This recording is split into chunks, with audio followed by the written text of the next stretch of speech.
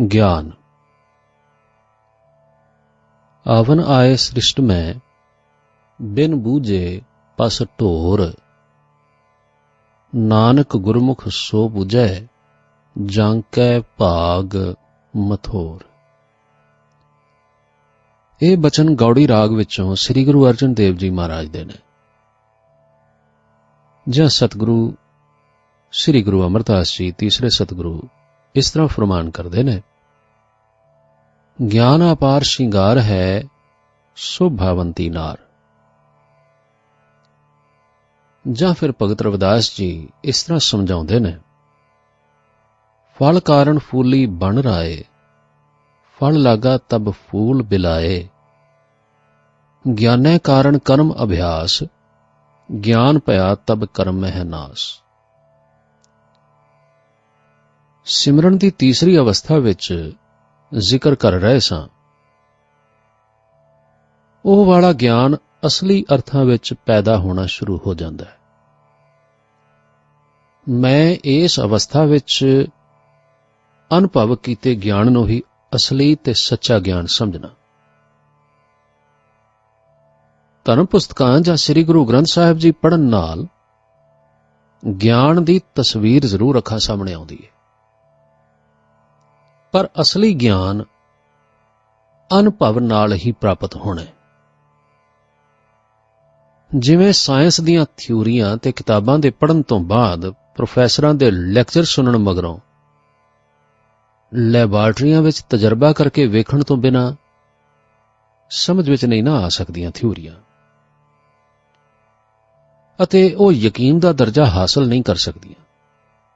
ਇਸੇ ਤਰ੍ਹਾਂ ਸਿਮਰਨ ਦੀ ਤੀਜੀ ਅਤੇ ਫੁਰਨੇ ਰਹਿਤ ਅਵਸਥਾ ਵਿੱਚ ਅਨੁਭਵ ਦੇ ਨੇਤਰਾਂ ਨਾਲ ਹਰ ਆਤਮਿਕ ਅਸੂਲ ਜਾਂ ਗੁਰੂ ਦੇ ਵਾਕ ਦੀ ਸੱਚਾਈ ਪ੍ਰਤੱਖ ਵੇਖਣ ਤੋਂ ਬਿਨਾਂ ਅਮਲੀ ਗਿਆਨ ਅਸਲੀ ਤੌਰ ਤੇ ਹਾਸਲ ਨਹੀਂ ਹੁੰਦਾ।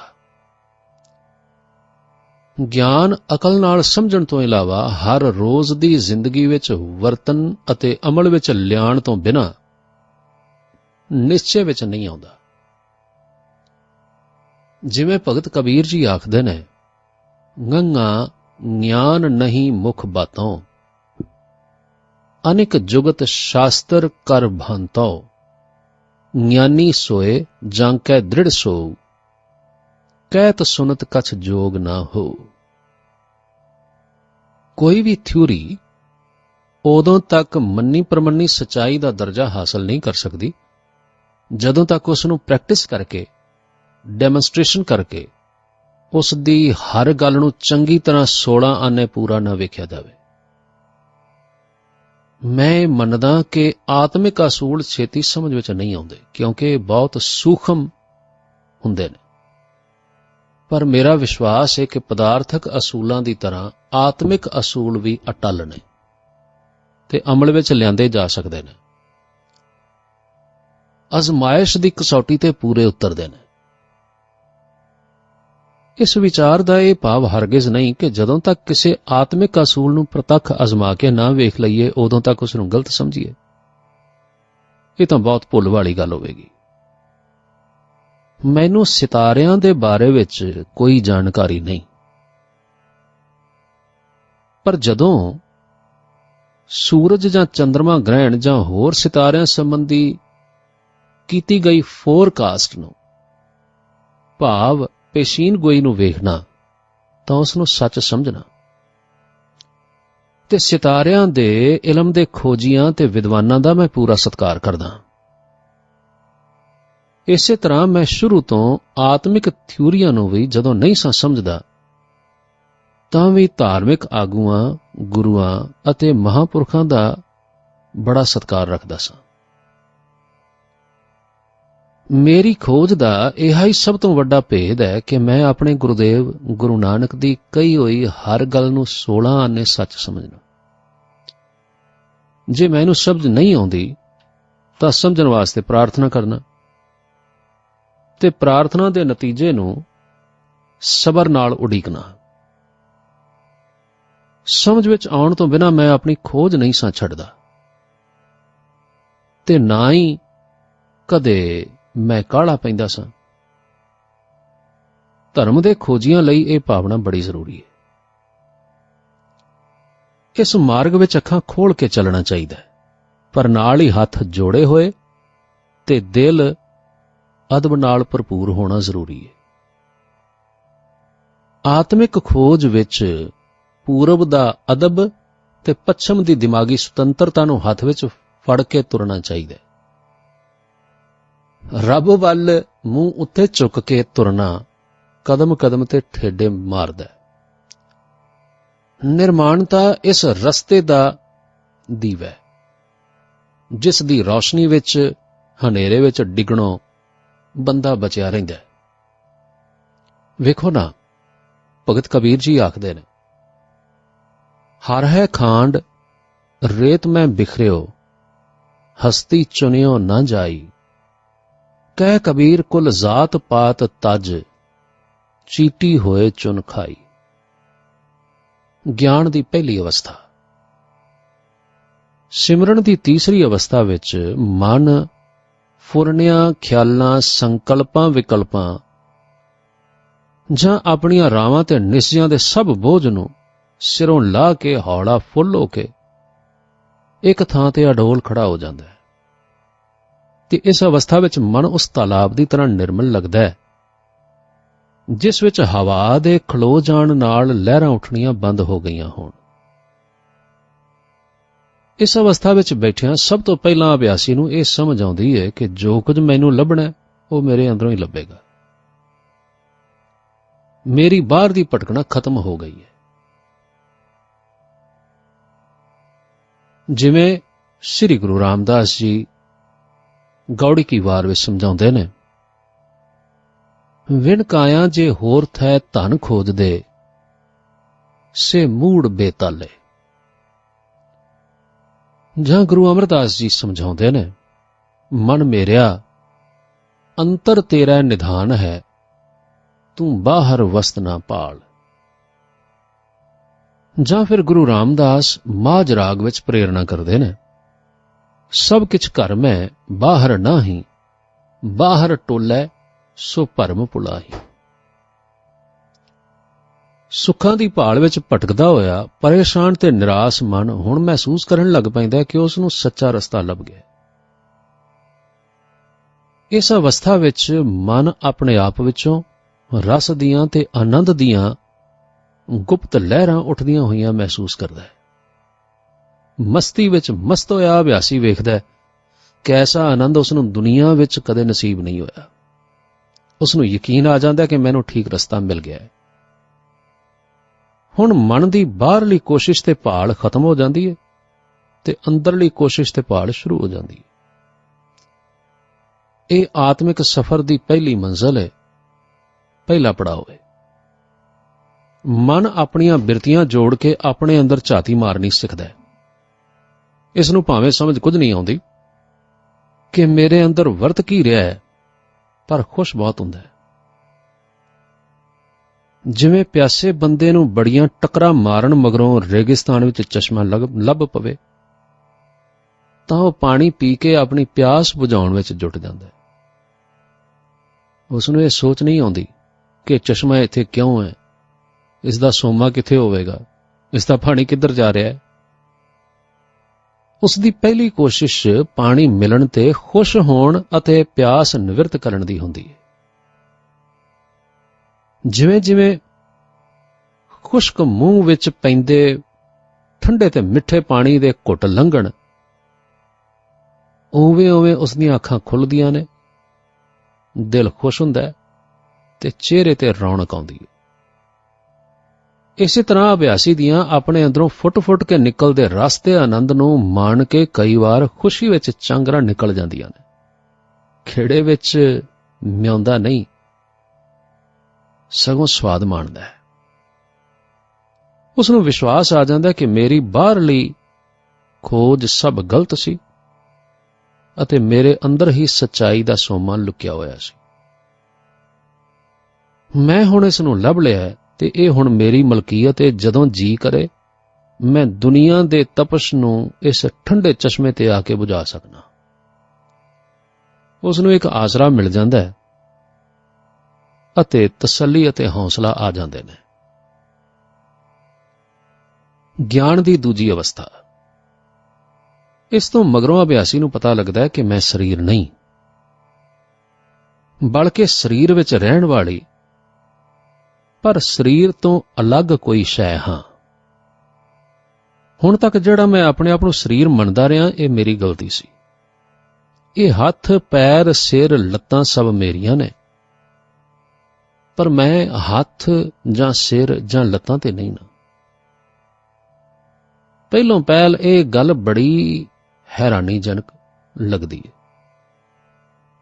ਪਰ ਅਭਿਆਸ ਦੇ ਵਕਤ ਤੋਂ ਮਗਰੋਂ ਫਿਰ ਪਹਿਲੀ ਗੱਲ ਕਿ ਮੈਂ ਸਰੀਰ ਹਾਂ, ਇਹ ਹੀ ਸੱਚ ਭਾਸਦੀ ਹੈ। ਪਰ ਰੋਜ਼ ਅਭਿਆਸ ਵਿੱਚ ਬਹਿ ਕੇ ਜਦੋਂ ਅਭਿਆਸੀ ਨੂੰ ਇਹੋ ਇੱਕੋ ਸਪਸ਼ਟ ਤਜਰਬਾ ਹੁੰਦਾ ਹੈ ਕਿ ਵਾਸ਼ਨਾਵਾਂ ਦੇ ਸੰਕੋਚਨ ਨਾਲ ਜਾਂ ਫੁਰਨੇ ਬੰਦ ਹੋਣ ਨਾਲ ਮੈਂ ਇੱਕ ਬੜੀ ਬਰੀਕ ਤੇ ਪਤਲੀ ਜਿਹੀ ਚੀਜ਼ ਬਣ ਕੇ ਇਸ ਸਰੀਰ ਵਿੱਚ ਅਡੋਲ ਬੈਠਾ ਹੋਇਆ, ਤਾਂ ਉਸ ਨੂੰ ਯਕੀਨ ਆ ਜਾਂਦਾ ਹੈ ਕਿ ਮੈਂ ਤੇ ਮੇਰਾ ਦੋ ਅਲੱਗ-ਅਲੱਗ ਚੀਜ਼ਾਂ ਨੇ। ਸਾਰੇ ਅੰਗ ਮੇਰੇ ਹੁਕਮ ਅਨੁਸਾਰ ਹਿੱਲਦੇ, ਜੁਲਦੇ ਤੇ ਕੰਮ ਕਰਦੇ ਨੇ। ਸਾਰਾ ਸਰੀਰ ਮੇਰੇ ਹੁਕਮ ਵਿੱਚ ਹੈ। ਇਹ ਇੱਕ ਮਸ਼ੀਨ ਹੈ ਜੋ ਮੇਰੇ ਹੁਕਮਾਂ ਜਾਂ ਇਸ਼ਾਰੇ ਨਾਲ ਚੱਲਦੀ ਹੈ।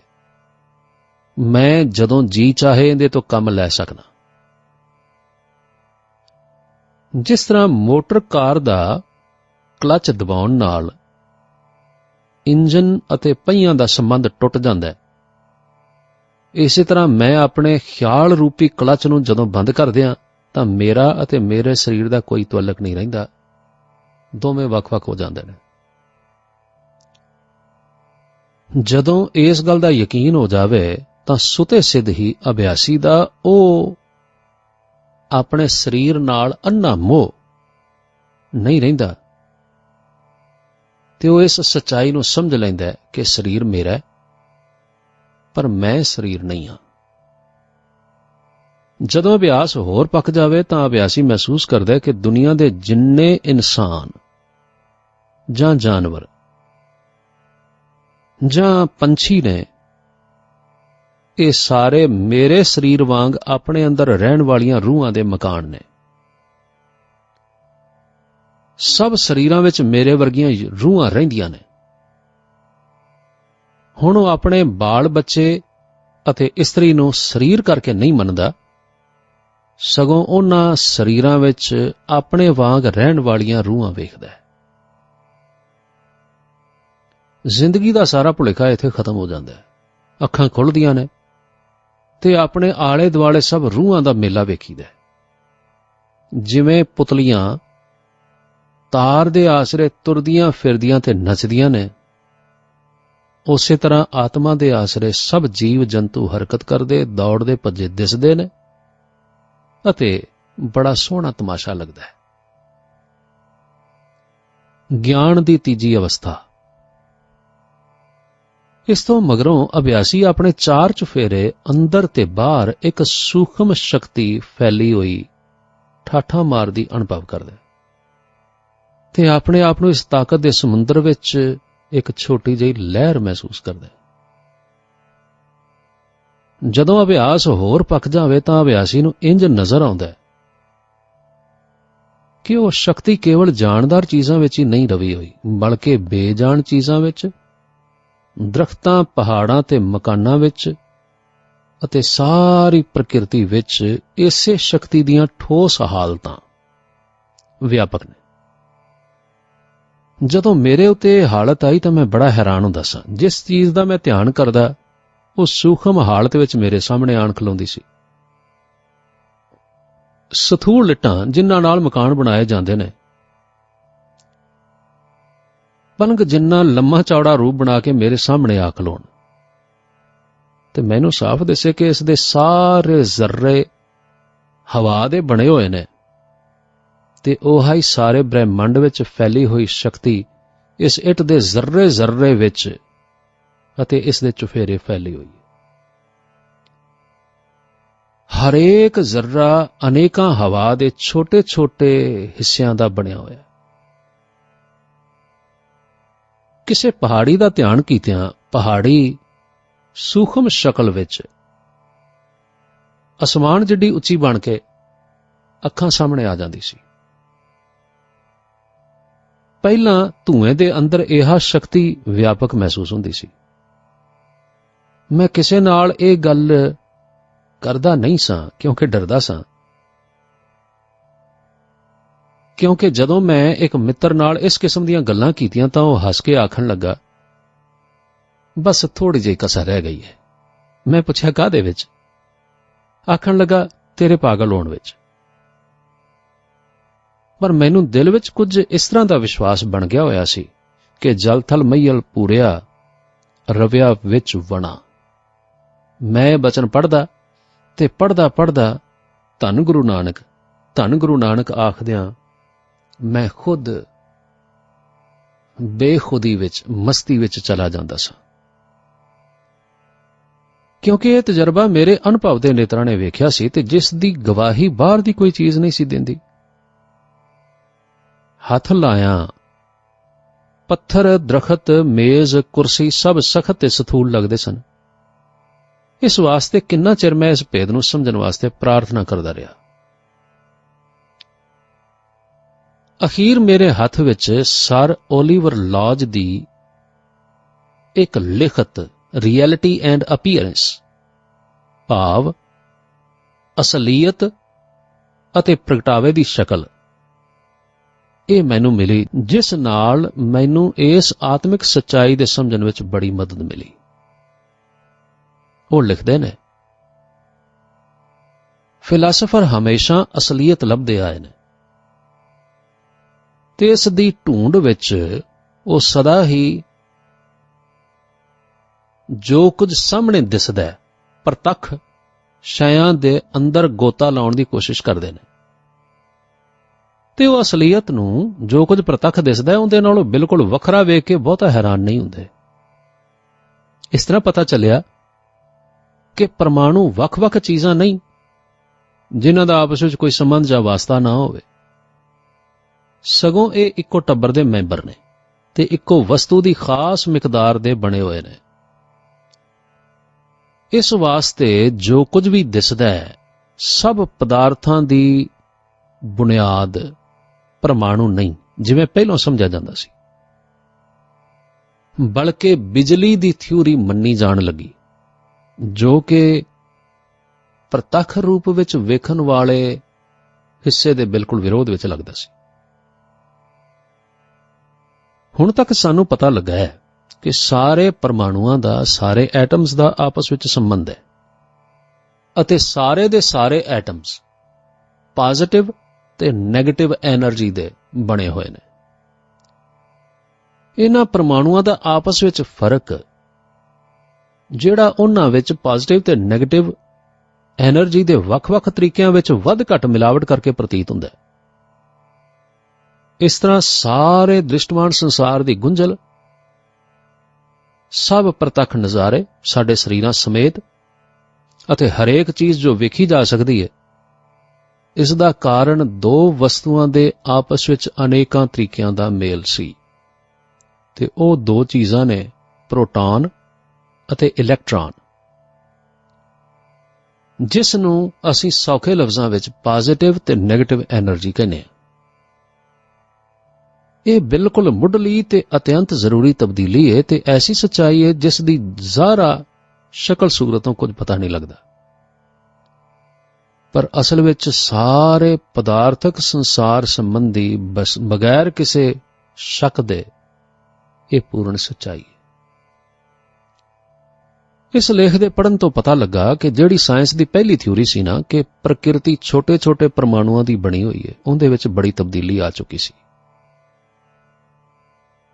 ਸਾਇੰਸਦਾਨਾਂ ਨੇ ਪਰਮਾਣੂਆਂ ਭਾਵ ਐਟਮਸ ਦੇ ਅੱਗੇ ਅਨੇਕਾਂ ਹਿੱਸੇ ਕਰਕੇ ਵੇਖਿਆ ਤੇ ਉਹ ਇਸ ਗੱਲ ਦੇ ਕਾਇਲ ਹੋ ਗਏ ਨੇ ਕਿ ਐਟਮਸ ਅੱਗੇ ਪ੍ਰੋਟੋਨ ਅਤੇ ਇਲੈਕਟ੍ਰੌਨ ਦਾ ਬਣਿਆ ਹੋਇਆ ਹੁੰਦਾ ਹੈ। ਇਹ ਪ੍ਰੋਟੋਨ ਅਤੇ ਇਲੈਕਟ੍ਰੌਨ ਬੜੀਆਂ ਸੂਖਮ ਲਹਿਰਾਂ ਨੇ।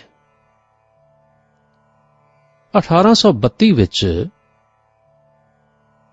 ਅਮਰੀਕਾ ਦੇ ਸਾਇੰਸਦਾਨਾਂ ਨੇ ਇਲੈਕਟ੍ਰਾਨ ਦੇ ਛੋਟੇ ਹਿੱਸੇ ਕਰਕੇ ਉਹਨਾਂ ਦਾ ਨਾਮ ਨਿਊਟ੍ਰੋਨ ਰੱਖ ਦਿੱਤਾ ਤੇ ਸਿੱਧ ਕਰ ਦਿੱਤਾ ਬਈ ਆਹ ਜੋ ਪ੍ਰਕਿਰਤੀ ਨਜ਼ਰ ਆਉਂਦੀ ਹੈ ਨਾ, ਅਸਲ ਵਿੱਚ ਬਿਜਲੀ ਜਾਂ ਕਿਸੇ ਹੋਰ ਸੂਖਮ ਸ਼ਕਤੀ ਦੀ ਬਣੀ ਹੋਈ ਹੈ। ਇਸ ਵਿਚਾਰ ਨੇ ਕਿ ਇਹ ਬ੍ਰਹਿਮੰਡ ਸ਼ਕਤੀ ਤੋਂ ਉਪਜਿਆ ਹੈ, ਮੇਰੇ ਅੰਦਰਲੇ ਅਨੁਭਵ ਦੇ ਨੇਤਰਾਂ ਨਾਲ ਵੇਖੇ ਤਜਰਬੇ ਨੂੰ ਬਿਲਕੁਲ ਪੱਕਾ ਕਰ ਦਿੱਤਾ।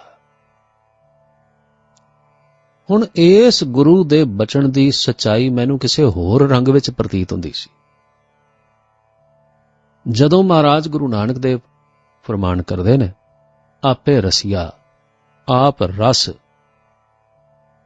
ਆਪੇ ਰਾਵਣ ਹਾਰ, ਆਪੇ ਹੋਵੇ ਚੁੱਲੜਾ, ਆਪੇ ਸੇਜ ਪਤਾਰ, ਰੰਗ ਰਤਾ ਮੇਰਾ ਸਾਹਿਬ ਰਵ ਰਹਿਆ ਭਰਪੂਰ, ਆਪੇ ਮਾਛੀ ਮਛਲੀ, ਆਪੇ ਪਾਣੀ ਜਾਲ, ਆਪੇ ਜਾਲ ਮਣਕੜਾ, ਆਪੇ ਅੰਦਰ ਲਾਲ, ਆਪੇ ਬਹੁ ਬਿਦ ਰੰਗੁਲਾ, ਸਖੀਏ ਮੇਰਾ ਲਾਲ, ਨਿਤ ਰਵੈ ਸੁਹਾਗਣੀ, ਦੇਖ ਹਮਾਰਾ ਹਾਲ, ਪ੍ਰਣਵੈ ਨਾਨਕ ਬੇਨਤੀ, ਤੂੰ ਸਰਵਰ ਤੂੰ ਹੰਸ, ਕੌਲ ਤੂੰ ਹੈ, ਕਵਿਆ ਤੂੰ ਹੈ, ਆਪੇ ਵੇਖ ਵਿਗਸ। ਇਸ ਤੋਂ ਅੱਗੇ ਚੱਲ ਕੇ ਅਭਿਆਸੀ ਆਪਣਾ ਸਾਰੇ ਬ੍ਰਹਿਮੰਡ ਦਾ ਇਸ ਸੂਖਮ ਸ਼ਕਤੀ ਰਾਹੀਂ ਅਟੱਲ ਰਿਸ਼ਤਾ ਮਹਿਸੂਸ ਕਰਦਾ ਹੈ। ਉਹ ਵੇਖਦਾ ਹੈ ਕਿ ਐਸੀ ਕੋਈ ਥਾਂ ਹੋ ਹੀ ਨਹੀਂ ਸਕਦੀ ਜਿੱਥੇ ਉਹ ਹੋਵੇ ਤੇ ਉਹਦੇ ਨਾਲ ਇਹ ਸੂਖਮ ਸ਼ਕਤੀ ਨਾ ਹੋਵੇ। ਜਿਵੇਂ ਬੁਲਬੁਲਾ ਪਾਣੀ ਤੋਂ ਵੱਖ ਨਹੀਂ ਹੁੰਦਾ, ਕਿਰਨ ਅਤੇ ਸੂਰਜ ਕਦੇ ਵੱਖੋ ਵੱਖਰੇ ਨਹੀਂ ਹੋ ਸਕਦੇ, ਉਸੇ ਤਰ੍ਹਾਂ ਅਭਿਆਸੀ ਅਤੇ ਸਾਰਾ ਬ੍ਰਹਿਮੰਡ ਆਪਸ ਵਿੱਚ ਇਸ ਸੂਖਮ ਸ਼ਕਤੀ ਦੇ ਰਾਹੀਂ ਹਮੇਸ਼ਾ ਤੋਂ ਹੀ ਜੁੜੇ ਹੋਏ ਨੇ। ਇਸ ਤੋਂ ਅੱਗੇ ਅਭਿਆਸੀ ਵੇਖਦਾ ਹੈ ਕਿ ਉਹ ਆਪ ਇਸ ਮਹਾਨ ਸ਼ਕਤੀ ਦੇ ਸਾਗਰ ਵਿੱਚ ਇੱਕ ਬੜਾ ਛੋਟਾ ਜਿਹਾ ਹਿੱਸਾ ਹੈ ਅਤੇ ਸਭ ਜੀਵ ਜੰਤੂ ਪਹਾੜ ਆਦਿਕ ਇਸ ਸੂਖਮ ਸ਼ਕਤੀ ਦੇ ਬੇਸ਼ੁਮਾਰ ਛੋਟੇ ਵੱਡੇ ਹਿੱਸੇ ਨੇ। ਸਾਰੇ ਬ੍ਰਹਿਮੰਡ ਦਾ ਪ੍ਰਬੰਧ ਅਤੇ ਸਾਰੇ ਪ੍ਰਪੰਚ ਦੀ ਖੇਡ ਇੱਕੋ ਇਸ ਸੂਖਮ ਸ਼ਕਤੀ ਦੇ ਆਸਰੇ ਚੱਲ ਰਹੀ ਹੈ।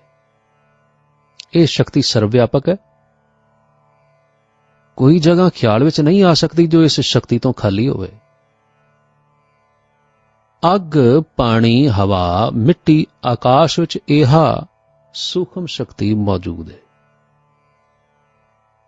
ਜਿਵੇਂ ਸ੍ਰੀ ਗੁਰੂ ਅਰਜਨ ਦੇਵ ਜੀ ਫਰਮਾਨ ਕਰਦੇ ਨੇ ਆਸਾ ਰਾਗ ਵਿੱਚ, ਜੈ ਦੇਖਾਂ ਤੈ ਸੰਗ ਏਕੋ ਰਵ ਰਿਹਾ, ਘਟ ਘਟ ਵਾਸੀ ਆਪ ਵਿਰਲੇ ਕਿਨੈ ਲਿਆ, ਜਲ ਥਲ ਮਈਲ ਪੂਰ ਪੂਰਨ ਕੀਟ ਹਸਤ ਸਮਾਨਿਆ, ਆਦ ਅੰਤੇ ਮਦ ਸੋਈ ਗੁਰ ਪ੍ਰਸਾਦੀ ਜਾਣਿਆ, ਬ੍ਰਹਮ ਪਸਰਿਆ ਬ੍ਰਹਮ ਲੀਲਾ, ਗੋਵਿੰਦ ਗੁਣ ਨਿਤ ਜਨ ਕਇਆ, ਸਿਮਰ ਸੁਆਮੀ ਅੰਤਰਜਾਮੀ ਹਰ ਏਕ ਨਾਨਕ ਰਵ ਰਿਹਾ।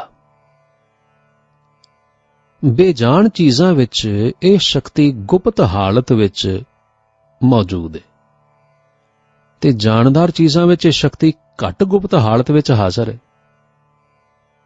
ਪਰ ਅਭਿਆਸੀ ਨੂੰ ਆਪਣੇ ਆਪ ਅੰਦਰ ਇਹ ਸ਼ਕਤੀ ਪ੍ਰਗਟ ਰੂਪ ਜਾਂ ਜ਼ਾਹਰਾ ਜ਼ਹੂਰ ਦਿਸਣ ਲੱਗ ਪੈਂਦੀ ਹੈ। ਇਸ ਸ਼ਕਤੀ ਦਾ ਮਨ ਵਿੱਚ ਪ੍ਰਕਾਸ਼ ਹੋ ਜਾਂਦਾ ਹੈ।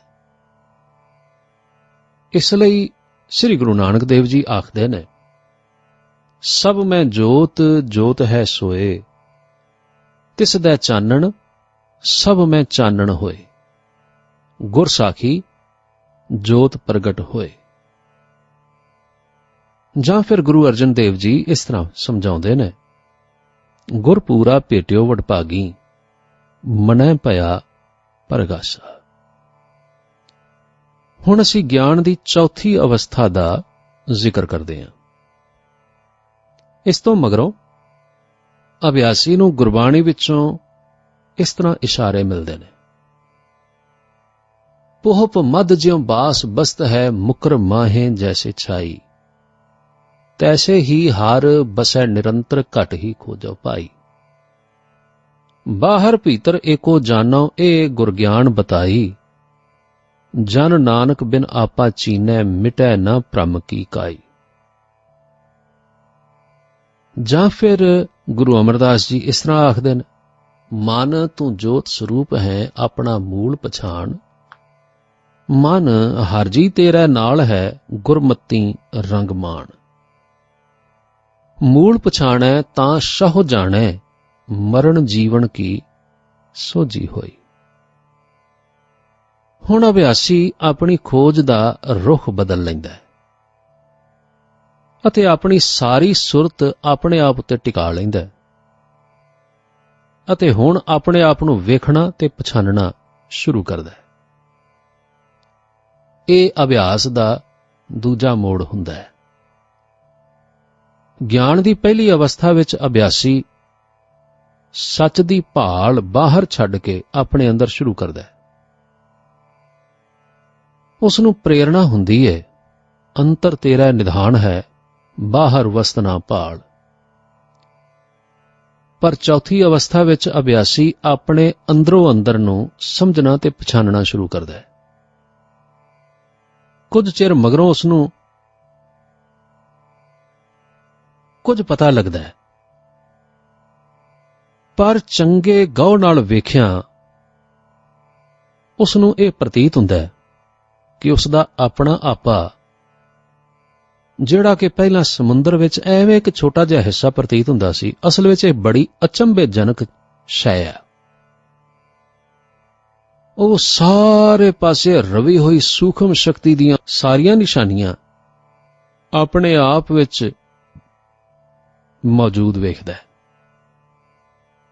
ਉਸ ਨੂੰ ਯਕੀਨ ਆ ਜਾਂਦਾ ਹੈ ਕਿ ਜਿਸ ਤਰ੍ਹਾਂ ਪਾਣੀ ਦੀ ਬੂੰਦ ਤੇ ਪਾਣੀ ਦੇ ਸਾਗਰ ਦੀ ਅਸਲੀਅਤ ਇੱਕ ਹੁੰਦੀ ਹੈ, ਉਸੇ ਤਰ੍ਹਾਂ ਉਸ ਦੇ ਆਪਣੇ ਆਪੇ ਤੇ ਦੁਨੀਆ ਵਿੱਚ ਰਵੀ ਹੋਈ ਸੂਖਮ ਸ਼ਕਤੀ ਦੀ ਬੁਨਿਆਦੀ ਅਸਲੀਅਤ ਇੱਕੋ ਹੈ। ਸਾਗਰ ਮੈਂ ਬੂੰਦ, ਬੂੰਦ ਮੈਂ ਹੈ ਸਾਗਰ। ਇਸ ਤੋਂ ਬਾਅਦ ਅਭਿਆਸੀ ਨੂੰ ਇਹ ਪ੍ਰਤੀਤ ਹੁੰਦਾ ਹੈ ਕਿ ਉਹ ਸਾਰੇ ਬ੍ਰਹਿਮੰਡ ਨੂੰ ਸੂਖਮ ਰੂਪ ਵਿੱਚ ਆਪਣੇ ਅੰਦਰ ਜਦੋਂ ਚਾਹੇ ਮੌਜੂਦ ਵੇਖ ਸਕਦਾ ਹੈ। ਜੋ ਕੁਝ ਉਸ ਨੂੰ ਅੱਖਾਂ ਖੋਲ੍ਹਿਆਂ ਬਾਹਰ ਪ੍ਰਕਿਰਤੀ ਦੀ ਮਟੀਰੀਅਲ ਦੀ ਦੁਨੀਆ ਵਿੱਚ ਦਿਸਦਾ ਹੈ, ਉਹ ਕੁਝ ਉਹ ਜਦੋਂ ਜੀ ਕਰੇ ਆਪਣੇ ਅੰਦਰ ਵੇਖ ਸਕਦਾ ਹੈ। ਹੁਣ ਇੱਥੇ ਉਹ ਸੱਚਾਈ ਸਮਝ ਆਉਂਦੀ ਹੈ ਜਿਸ ਨੂੰ ਜੋ ਬ੍ਰਹਿਮੰਡੇ ਸੋਈ ਪਿੰਡੇ ਆਖਦੇ ਨੇ। ਚੰਨ, ਸੂਰਜ, ਸਿਤਾਰੇ, ਅਸਮਾਨ, ਧਰਤੀ, ਸਾਰਾ ਸੰਸਾਰ ਉਸ ਦੇ ਅੰਦਰ ਖਿਆਲ ਦੀ ਸ਼ਕਲ ਵਿੱਚ ਮੌਜੂਦ ਹੈ। ਜਿਵੇਂ ਹਨੇਰੀ ਰਾਤ ਸਮੇਂ ਹਵਾ ਦੇ ਰੁਕ ਜਾਣ ਨਾਲ ਸਿਤਾਰਿਆਂ ਦਾ ਪਰਛਾਵਾਂ ਕਿਸੇ ਤਾਲਾਬ ਜਾਂ ਕਿਸੇ ਝੀਲ ਵਿੱਚ ਇਸ ਤਰ੍ਹਾਂ ਲੱਗਦਾ ਹੈ ਜਿਵੇਂ ਦੋ ਆਕਾਸ਼ ਨੇ, ਇੱਕ ਸਿਰ ਵਿੱਚ ਤੇ ਇੱਕ ਪੈਰਾਂ ਵਿੱਚ। ਇਸ ਤਰ੍ਹਾਂ ਖਲੋਤੇ ਹੋਏ ਮਨ ਵਿੱਚ ਇਸ ਅਵਸਥਾ ਦਾ ਅਭਿਆਸੀ ਸਾਰੀ ਸ੍ਰਿਸ਼ਟੀ ਦਾ ਪਰਛਾਵਾਂ ਵੇਖਦਾ ਹੈ। ਦੋ ਸੰਸਾਰ ਲੱਗਦੇ ਨੇ, ਇੱਕ ਅੱਖਾਂ ਖੁੱਲਣ ਵਿੱਚ ਤੇ ਇੱਕ ਅੱਖਾਂ ਮੀਟਣ ਤੇ। ਅਭਿਆਸ ਦੇ ਹੋਰ ਪੱਕ ਜਾਣ ਨਾਲ ਅੱਗੇ ਚੱਲ ਕੇ ਅਭਿਆਸੀ ਇਹ ਪ੍ਰਤੀਤ ਕਰਦਾ ਹੈ ਕਿ ਸਾਰਾ ਬ੍ਰਹਿਮੰਡ ਉਸ ਦੇ ਆਪਣੇ ਅੰਦਰ ਹੀ ਹੈ। ਉਹ ਉਸ ਦੇ ਅੰਦਰ ਦੀਆਂ ਦੋ ਤਸਵੀਰਾਂ ਨੇ, ਉਸ ਦੇ ਆਪਣੇ ਖਿਆਲਾਂ ਦਾ ਰੂਪ ਨੇ। ਇੱਥੇ ਪਹੁੰਚ ਕੇ ਅਭਿਆਸੀ ਵਿੱਚ ਬੜੀ ਭਾਰੀ ਤਬਦੀਲੀ ਆਉਂਦੀ। ਉਹ ਹਰ ਚੀਜ਼ ਨੂੰ ਸਮਝਣ ਦੀ ਸੋਚ ਉਸ ਦੀ ਬਦਲ ਜਾਂਦੀ ਹੈ। ਪਹਿਲਾਂ ਉਹ ਸਾਰੇ ਬ੍ਰਹਿਮੰਡ ਨੂੰ ਸੱਚਾ ਸਮਝਦਾ ਹੈ ਤੇ ਆਪਣੇ ਅੰਦਰ ਸੰਬੰਧੀ ਕੁਝ ਨਹੀਂ ਸੀ ਜਾਣਦਾ, ਪਰ ਹੁਣ ਆਪਣੇ ਅੰਦਰ ਰਚਿਆ ਹੋਇਆ ਬ੍ਰਹਿਮੰਡ ਉਸ ਨੂੰ ਸੱਚ ਪ੍ਰਤੀਤ ਹੁੰਦਾ ਹੈ ਤੇ ਬਾਹਰ ਜੋ ਕੁਝ ਦਿਸਦਾ ਹੈ ਉਹ ਉਸ ਨੂੰ ਅੰਦਰਲੇ ਦਾ ਪਰਛਾਵਾਂ ਹੀ ਸਮਝਦਾ ਹੈ। ਦੁਨੀਆ ਦੀ ਕੋਈ ਹਸਤੀ ਹੈ ਹੀ ਨਹੀਂ, ਇੱਕ ਇਹੋ ਜਿਹਾ ਨਤੀਜਾ ਹੈ ਜਿੱਥੇ ਪਹੁੰਚ ਕੇ ਅਕਲ ਬੜੀ ਚੱਕਰ ਵਿੱਚ ਪੈ ਜਾਂਦੀ ਹੈ ਤੇ ਥੋੜੀ ਦੇਰ ਲਈ ਅਭਿਆਸੀ ਨੂੰ ਬੜੇ ਸ਼ੰਕੇ ਵਿੱਚ ਪਾ ਦਿੰਦੀ ਹੈ। ਉਸ ਦਾ ਜਮੰਦਰੂ ਸੁਭਾਅ, ਉਸ ਦੇ ਬਾਹਰ ਦੇ ਨੇਤਰ, ਉਸ ਦੀ ਅਕਲ ਸਭ ਦ੍ਰਿਸ਼ਟਮਾਨ ਦੁਨੀਆ ਦੀ ਹਸਤੀ ਦਾ ਹੋਣਾ ਸਾਬਤ ਕਰਦੇ ਨੇ। ਪਰ ਜਦੋਂ ਅਭਿਆਸ ਵਿੱਚ ਬੈਠੇ ਤਾਂ ਬਾਹਰ ਦੀ ਸਭ ਰਚਨਾ ਸਿਰਫ ਖਿਆਲ ਹੀ ਖਿਆਲ, ਅੰਦਰਲਾ ਪਰਛਾਵਾਂ ਹੀ ਪਰਛਾਵਾਂ, ਧੋਖਾ, ਫਰੇਬ ਅਤੇ ਅਸਤ ਨਜ਼ਰ ਆਉਂਦਾ ਹੈ। ਅਭਿਆਸੀ ਬੜਾ ਹੈਰਾਨ ਹੁੰਦਾ ਤੇ ਉਸ ਨੂੰ ਇਸ ਕੌਤਕ ਦੀ ਸਮਝ ਨਹੀਂ ਆਉਂਦੀ। ਜੇ ਅੰਦਰ ਯਕੀਨ ਆ ਵੀ ਜਾਵੇ ਤਾਂ ਬਾਹਰੋਂ ਇਸ ਗੱਲ ਦੀ ਗਵਾਹੀ ਤੇ ਪ੍ਰੋੜਤਾ ਨਹੀਂ ਮਿਲਦੀ। ਪਰ ਫਿਰ ਇੱਥੇ ਗੁਰਬਾਣੀ ਬਹੁਤ ਸਹਾਇਤਾ ਕਰਦੀ ਹੈ। ਗੁਰਬਾਣੀ ਵਿੱਚ ਬਹੁਤ ਥਾਵਾਂ ਤੇ ਇਸ ਦੁਨੀਆ ਨੂੰ ਸੁਪਨਾ, ਮਿਥਿਆ, ਮਾਇਆ ਅਤੇ ਝੂਠ ਕਰਕੇ ਲਿਖਿਆ। ਜਿਵੇਂ ਗੁਰੂ ਤੇਗ ਬਹਾਦਰ ਸਾਹਿਬ ਜੀ ਆਖਦੇ ਨੇ, ਇਹ ਜਗ ਧੂਏ ਕਾ ਪਹਾੜ, ਤੈਂ ਸੱਚਾ ਮਾਨਿਆ ਕੇ ਵਿਚਾਰ। ਜਾਂ ਫਿਰ ਮਾਈ ਮਾਇਆ ਛਲ, ਤ੍ਰਿੜ ਕੀ ਅਗਨ, ਮੇਘ ਕੀ ਛਾਇਆ, ਗੋਬਿੰਦ ਭਜਨ ਬਿਨ ਹੜ ਕਾ ਜਲ। ਸਤਿਗੁਰੂ ਗੁਰੂ ਅਰਜਨ ਦੇਵ ਜੀ ਟੋਡੀ ਰਾਗ ਵਿੱਚ ਇਸ ਤਰ੍ਹਾਂ ਆਖਦੇ ਨੇ। ਤੇ ਜਾਂ ਫਿਰ ਗੌੜੀ ਰਾਗ ਵਿੱਚ ਗੁਰੂ ਅਰਜਨ ਦੇਵ ਜੀ ਦੇ ਐਸੇ ਬਚਨ ਨੇ, ਪੱਬਾ ਭਰਮ ਮਿਟਾਵੋ ਆਪਣਾ, ਯਹ ਸੰਸਾਰ ਸਗਲ ਹੈ ਸੁਪਨਾ, ਭਰਮੇ ਸੁਰ ਨਰ ਦੇਵੀ ਦੇਵਾ, ਭਰਮੇ ਸਿੱਧ ਸਾਧਿਕ ਬ੍ਰਹਮ ਮੇਵਾ, ਭਰਮ ਭਰਮ ਮਾਨੁਖ ਡਹਿ ਕਾਏ, ਦੁੱਤਰ ਮਹਾ ਬਿਖਮ ਇਹ ਮਾਏ। ਗੁਰਮੁਖ ਭ੍ਰਮ ਭੈ ਮੋਹ ਮਿਟਾਇਆ, ਨਾਨਕ ਤਉ ਪਰਮ ਸੁਖ ਪਾਇਆ। ਇੱਥੇ ਪਹੁੰਚ ਕੇ ਮੇਰੀਆਂ ਅਰਦਾਸਾਂ ਦਾ ਫਲ ਇਹ ਨਿਕਲਿਆ ਕਿ ਮੈਨੂੰ ਗੁਰੂ ਜੀ ਨੇ ਆਪ ਅਗਵਾਈ ਬਖਸ਼ ਕੇ ਮੇਰੇ ਸਾਰੇ ਸ਼ੰਕੇ ਦੂਰ ਕਰ ਦਿੱਤੇ। ਕਈ ਕਿਤਾਬਾਂ ਤੇ ਲੇਖ ਕੁਦਰਤ ਵੱਲੋਂ ਮੇਰੇ ਤੱਕ ਪਹੁੰਚਾਏ ਗਏ, ਜਿਨ੍ਹਾਂ ਤੋਂ ਮੇਰਾ ਸ਼ੰਕਾ ਨਿਵਰਤ ਹੁੰਦਾ ਗਿਆ ਅਤੇ ਮੇਰੀ ਗੁਰੂ ਨਾਨਕ ਦੇਵ ਦੇ ਚਰਨਾਂ ਵਿੱਚ ਸ਼ਰਧਾ ਹੋਰ ਪੱਕੀ ਹੁੰਦੀ ਗਈ। ਭਾਵੇਂ ਮੈਂ ਹੁਣ ਵੀ ਇਸ ਦੁਨੀਆ ਨੂੰ ਭੁਲੇਖੇ ਵਿੱਚ ਸੱਚ ਸਮਝ ਬੈਠਾ, ਪਰ ਜਦੋਂ ਅਭਿਆਸ ਵਿੱਚ ਬੈਠਾ ਤਾਂ ਇਹ ਭੁਲੇਖਾ ਫੌਰਨ ਦੂਰ ਹੋ ਜਾਂਦਾ ਹੈ।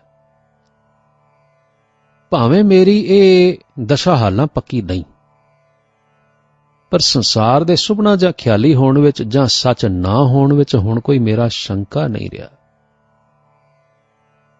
ਇਸ ਮਸਲੇ ਸੰਬੰਧੀ ਜਿਸ ਨੇ ਵਧੇਰੇ ਖੋਜ ਕਰਨੀ ਹੋਵੇ, ਉਹਨੂੰ ਜਰਮਨੀ ਦੇ ਮਸ਼ਹੂਰ ਫਿਲਾਸਫਰ ਡਾਕਟਰ ਪਾਲ ਡਸਨ ਦੀ ਪ੍ਰਸਿੱਧ ਕਿਤਾਬ ਦੀ ਐਲੀਮੈਂਟਸ ਆਫ ਮੈਟਾਫਿਜ਼ਿਕਸ ਜ਼ਰੂਰ ਪੜ੍ਹਨੀ ਚਾਹੀਦੀ ਹੈ। ਇਸ ਵਿੱਚ ਵਿਦਵਾਨ ਡਾਕਟਰ ਕੈਂਟ ਨੇ ਅਤੇ ਉਸ ਦੇ ਸ਼ਾਗਿਰਦ ਸ਼ੋਪਨਹਾਰ ਉਸ ਦੀਆਂ ਮਸ਼ਹੂਰ ਜਰਮਨ ਫਿਲਾਸਫਰਾਂ ਦੀਆਂ ਇਸ ਸੰਬੰਧ ਵਿੱਚ ਕੀਤੀਆਂ ਖੋਜਾਂ ਦਾ ਜ਼ਿਕਰ ਕਰਦਿਆਂ ਬੜੀਆਂ ਪੱਕੀਆਂ ਤੇ ਅਟੱਲ ਦਲੀਲਾਂ ਦੇ ਕੇ ਸਿੱਧ ਕੀਤਾ ਕਿ ਜਿਹੜਾ ਪ੍ਰਤੱਖ ਦਿਸਦਾ ਸੰਸਾਰ ਸਾਨੂੰ ਨਜ਼ਰ ਆ ਰਿਹਾ ਹੈ, ਇਹ ਸਾਰਾ ਸਾਡੀ ਬੁੱਧੀ ਤੋਂ ਪੈਦਾ ਹੋਇਆ ਹੈ। ਸਾਡੀ ਬੁੱਧੀ ਦੀ ਹਸਤੀ ਨਾਲ ਹੀ ਇਸ ਦੀ ਹਸਤੀ ਕਾਇਮ ਹੈ ਤੇ ਬੁੱਧੀ ਦੇ ਨਾਲ ਹੀ ਖਤਮ ਹੋ ਜਾਂਦੀ ਹੈ। ਇਸ ਦੀ ਅਸਲੀਅਤ ਬਿਲਕੁਲ ਕੁਝ ਵੀ ਨਹੀਂ। ਇਸ ਸਿਧਾਂਤ ਦੇ ਸਮਝਣ ਵਿੱਚ ਇਸ ਤਰ੍ਹਾਂ ਵਰਣਨ ਕੀਤਾ ਜਾ ਸਕਦਾ ਹੈ। ਉਹ ਆਖਦੇ ਨੇ, ਜੋ ਕੁਝ ਵੀ ਸੰਸਾਰ ਵਿੱਚ ਨਜ਼ਰ ਆਉਂਦਾ ਹੈ, ਦੇਸ਼, ਕਾਲ ਅਤੇ ਕਾਰਨ ਦੀ ਹੱਦ ਵਿੱਚ ਹੈ। ਇਸ ਦੇ ਉਲਟ ਅਸਲੀ ਚੀਜ਼ ਭਾਵ ਵਾਹਿਗੁਰੂ ਇਹਨਾਂ ਤਿੰਨਾਂ ਬੁੱਧੀ ਦੀਆਂ ਹਾਲਤਾਂ ਤੋਂ ਮੁਕਤ ਹੈ। ਦੂਸਰੀ ਗੱਲ, ਜਦੋਂ ਮੈਂ ਬਾਹਰ ਵੇਖਣਾ ਤਾਂ ਮੈਂ ਹਰ ਚੀਜ਼ ਦੇਸ਼, ਕਾਲ ਅਤੇ ਕਾਰਨ ਦੇ ਜ਼ਰੀਏ ਵੇਖਣਾ, ਤੇ ਜਦੋਂ ਮੈਂ ਅੰਦਰ ਵੇਖਣਾ ਤਾਂ ਮੈਂ ਉਸ ਨੂੰ ਤੱਕਦਾ ਕਿ ਜੋ ਦੇਸ਼, ਕਾਲ ਅਤੇ ਕਾਰਨ ਤਿੰਨੇ ਬੁੱਧੀ ਦੀਆਂ ਹਾਲਤਾਂ ਤੋਂ ਪਰੇ ਹੈ ਅਤੇ ਉਸ ਤੋਂ ਪਰੇ ਹੋਰ ਕੁਝ ਵੀ ਨਹੀਂ। ਦੇਸ਼, ਕਾਲ ਅਤੇ ਕਾਰਨ ਇਹ ਨਿੱਗਰ ਸਚਾਈ ਨਹੀਂ, ਕੇਵਲ ਸਾਡੀ ਬੁੱਧੀ ਦੀਆਂ ਆਰਜ਼ੀ ਹਾਲਤਾਂ ਨੇ, ਜਿਨ੍ਹਾਂ ਤੋਂ ਅਵਸ਼ ਨਤੀਜਾ ਇਹ ਨਿਕਲਦਾ ਹੈ ਕਿ ਦੁਨੀਆ ਜਿੱਥੋਂ ਤੱਕ ਜਿਸ ਦੇਸ਼ ਵਿੱਚ ਫੈਲੀ ਹੋਈ ਹੈ, ਕਾਲ ਵਿੱਚੋਂ ਲੰਘ ਰਹੀ ਹੈ ਅਤੇ ਕਾਰਨ ਦੇ ਅਸੂਲ ਨਾਲ ਬੱਝੀ ਹੋਈ ਹੈ, ਉੱਥੋਂ ਤੱਕ ਇਹ ਕੇਵਲ ਮੇਰੀ ਬੁੱਧੀ ਦਾ ਪ੍ਰਭਾਵ ਜਾਂ ਪਰਛਾਵਾਂ ਹੈ, ਹੋਰ ਕੁਝ ਨਹੀਂ।